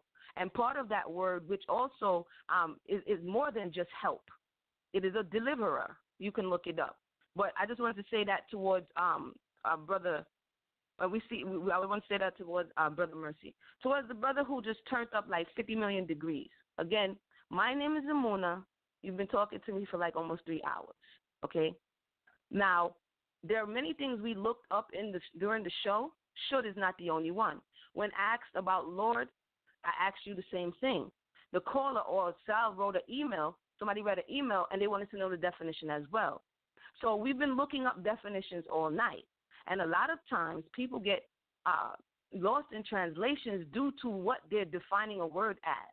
And so all I simply did was read what it says in the English, which Brother Mercy came back and read the same thing. And so you said, I don't know if she knows English, all this stuff. I said, I'm going to let that pass. But what I was reading is, as Brother Mercy just pointed out, there's not just one definition for should. And so you keep saying you're suggesting it, but then you come back and say, well, if she wants her problems to continue in her life, if she doesn't want to give him a little ego boost, how are you saying you should do something but attach it to whether or not they're going to have a good relationship? So these are the things that you've been doing throughout the show. I've actually been jotting them down, and you're attaching her calling him Lord to whether or not they're going to have a good relationship. I'm confused about that if it's an option, unless the only option is do you want a good relationship or not. Now, as it pertains to you don't know Torah, I'm not sure if you're speaking to me because I don't remember saying that to you. What I did hear is, again, and this is what happens a lot of times, this is why we have these conversations, because people have these preconceived notions of wherever they learn from, and one of them is that the feminine principle wasn't present. And I did hear that part before it dropped off, but in the beginning, the Most High said, male and female made he them. The Most High did not make one principle because one principle is not complete. But that's another show for another day. People get to argue back and forth on that. But as it relates to expounding on that, I believe it was Sister Mayana who expounded on that. You understand what I'm saying? And the fact that you went into the New Testament, here's a little, shocker. The New Testament only works for those who subscribe to the New Testament. So when you jump into Paul and be like, yo, I can shut you down, that's for those who subscribe to the New Testament. The Torah doesn't express that same sentiment. And the reality is that man and woman have to work together respectfully in their functions in order for us to progress. And this suppression or this thought that I'm going to mash you down, that is uneven. And therefore, we're not going to be able to do what we need to do in the earth. So when we adopt certain mentalities from our oppressors of how we view the other, whether it be male to female, or female to male, we do ourselves a great injustice. Once again, and I'll leave it at this, we don't see our foreparents in the testimonies of the Torah and the Tanakh in righteousness speaking like this. We don't see, I'm going to just reduce you to a baby-making machine. Not our righteous foreparent. We don't see them speaking like this. Shut up, I don't want to hear what you have to say. I could just shut you. We don't, because Solomon says in the 8th chapter of Proverbs, wisdom, he gives it a feminine principle. You keep talking about wisdom all night long, but wisdom is a feminine principle. And wisdom again says, I'm calling out to you, and you're going a different way. So, how are we having this conversation, not really valuing or even acknowledging the name of another person? And I've tried countless times, even though I've stumbled, to make sure that I address you with respect. And respect is a two-way street. So I want to respectfully say that to you, that I don't know, this woman or the sister, we're actually on a platform where you could just simply ask me or Brother Sal, what's the sister's name again? And that's the first sign of brother and sister actually having a conversation where we respect one another. And so I just wanted to say that, I bid you peace. I want to thank you for coming on and having the conversation. And you're welcome to come back to different conversations within Debate Talk for you, the Relationship Challenge. So with that said, Brother Sal, I'll give you the mic.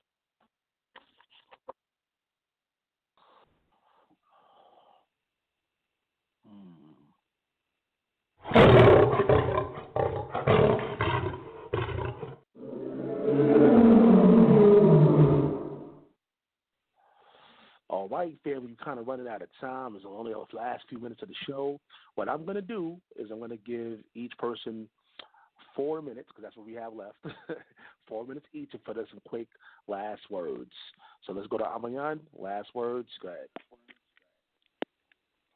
Okay, I didn't know that the sister don't subscribe to the New Testament. I didn't know that. I never would have read anything in the New Testament if she didn't ascribe to the New Testament. I thought that I remember that there was a question in the New Testament about a man shouldn't be called Lord. Someone went to the scripture asked the question. I think it was the sister that asked that question from the New Testament, and that's why I'm in the New Testament breaking down certain things. Sister, if you wasn't the one that said, I don't know the Torah, then I apologize to you. I don't know. I don't know if it was you or the other sister on the line. Sister, I'm by no means am I trying to avoid not saying your name. I have a problem saying your name, so I don't want to mess your name up. So I just prefer to just call you sister instead of me trying to struggle in saying your name like you're trying to figure out my name. I'm a young, so before me trying to pronounce your name before I say it wrong or pronounce it wrong, I just decide just to call you sister. But by no means am I trying to avoid not calling you by your name. Emunah. See, I don't want to go ahead and say it because I'm going to say your name wrong. So just refer to you with Emunah. Yes, Emunah. Yeah, there you go. Emunah. Okay, Emunah, yep, sister. By no means am I trying to avoid your name. Like I said, if I said anything to you that you didn't say, I apologize to you. I was just addressing what I heard. I guess the other sister said to me that I didn't know Torah, so on and so forth. So by no means am I trying to come at you like that. And again, my last thing was always going to be that I'm coming from a standpoint, as I understand it, from wisdom. I'm not telling no women that you better, that it is a commandment or anything like that. I see it as wisdom for you to call your husband. Well, let me address the situation with the definition. When it was asked about the definition, I said that the definition is the Hebrew word Adon, Adonai, and Adonai. I said it's translated differently. It could be sir, it could be master, and it could be Lord. So I read the definition from the Hebrew perspective of what it is. Then I read it from the dictionary, like you did with the word should. Like you did with the word should. And when the dictionary that I read, it said that Lord can also mean husband as well in the dictionary that I read. So, again, I'm just saying that this is wisdom to a woman to do this if she think that this is not wisdom, if she believe this is not commanded, if she believe that our forefathers never did it, that this is some tradition not of Israel, whatever stand that you take, that whatever reason you feel that you shouldn't do it, sister, don't do it. I just think that it would help. Now, if you feel that it won't help, okay, I respect your opinion. I respect your stance on it. I'm just addressing it because I see it working in different places. That's why I'm saying I see it working. I don't see it not working. That's why I'm mentioning it. This works. Calling your husband Lord, that works. I don't see how it do not work. So if it does work, why not do something that do work? But if you say, no, that doesn't work, that have never worked, then you have a point. But it does work. It works in my own personal relationship with other people I see as well that I know Hebrew Israelites who wife operate that in that fashion. It works for them. So this principle does work. I ain't going to say it's going to work for everybody, but it does work, and it's up to the individual situation to figure out how to make it work, or if they want to apply it or not, or just totally throw it out. So that's my last stand. I thank you, Sal, for having me on the show. Sister, I want to thank you for having this dialogue with me, you and the other sister. You know, I definitely appreciate you having me on and dialoguing with a topic that you had on your own personal show. And I said this is all love and respect with me. By no means do I mean to come off disrespectful to you. I'm trying to disrespect you because you are a sister in Israel, and by no means would I disrespect another Israelite, a sister in the Lord. That would be wrong according to the Torah. So again, if I offended you, sister, I apologize to you. You know what I'm saying? I'm coming from a standpoint of respect. I want to always come off respectful, especially to my sister. I'm going to lead by example.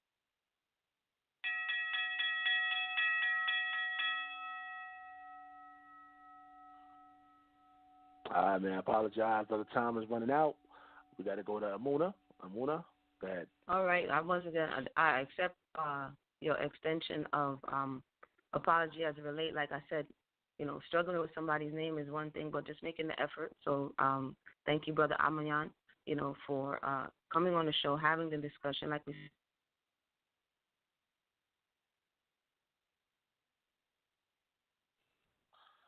Uh-oh. Hello? Hello. She should still be there. Yes. No, she's not there.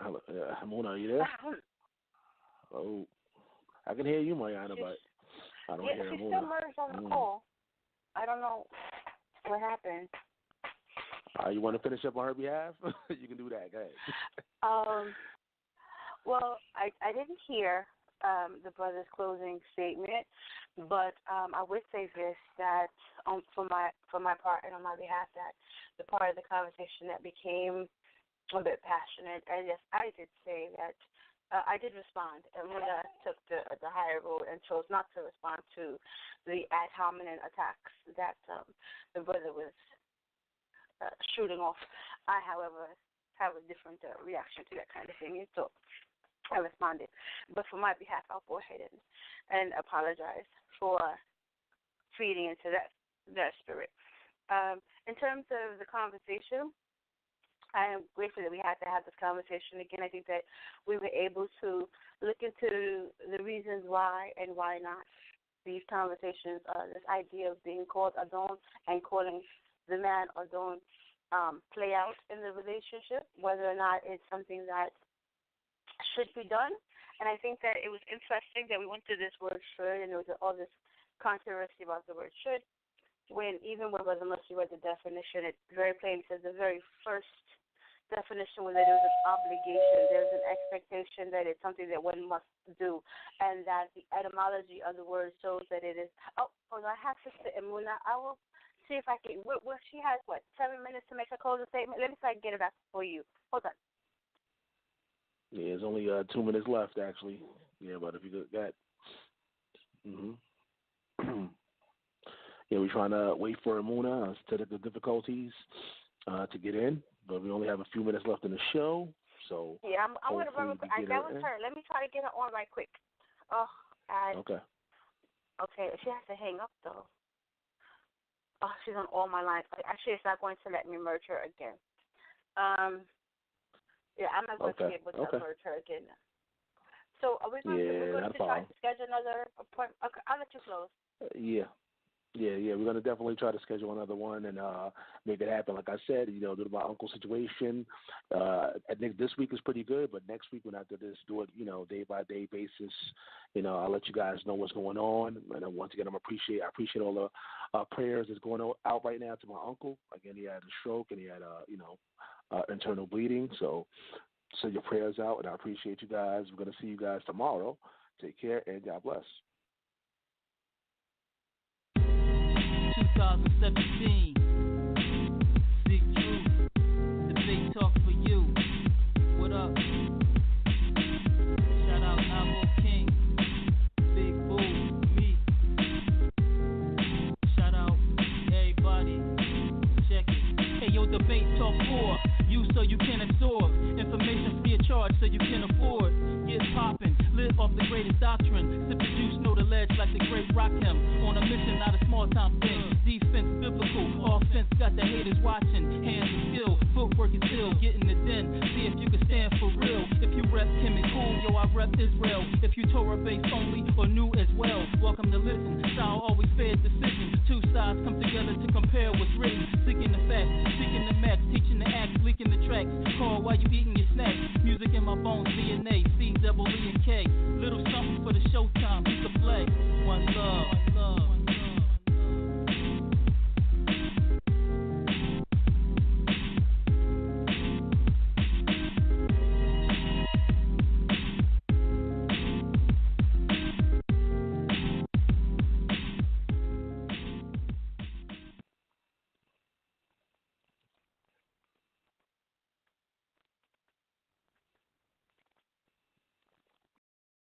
And if you don't know, now you know, now you know, now you know, now you know.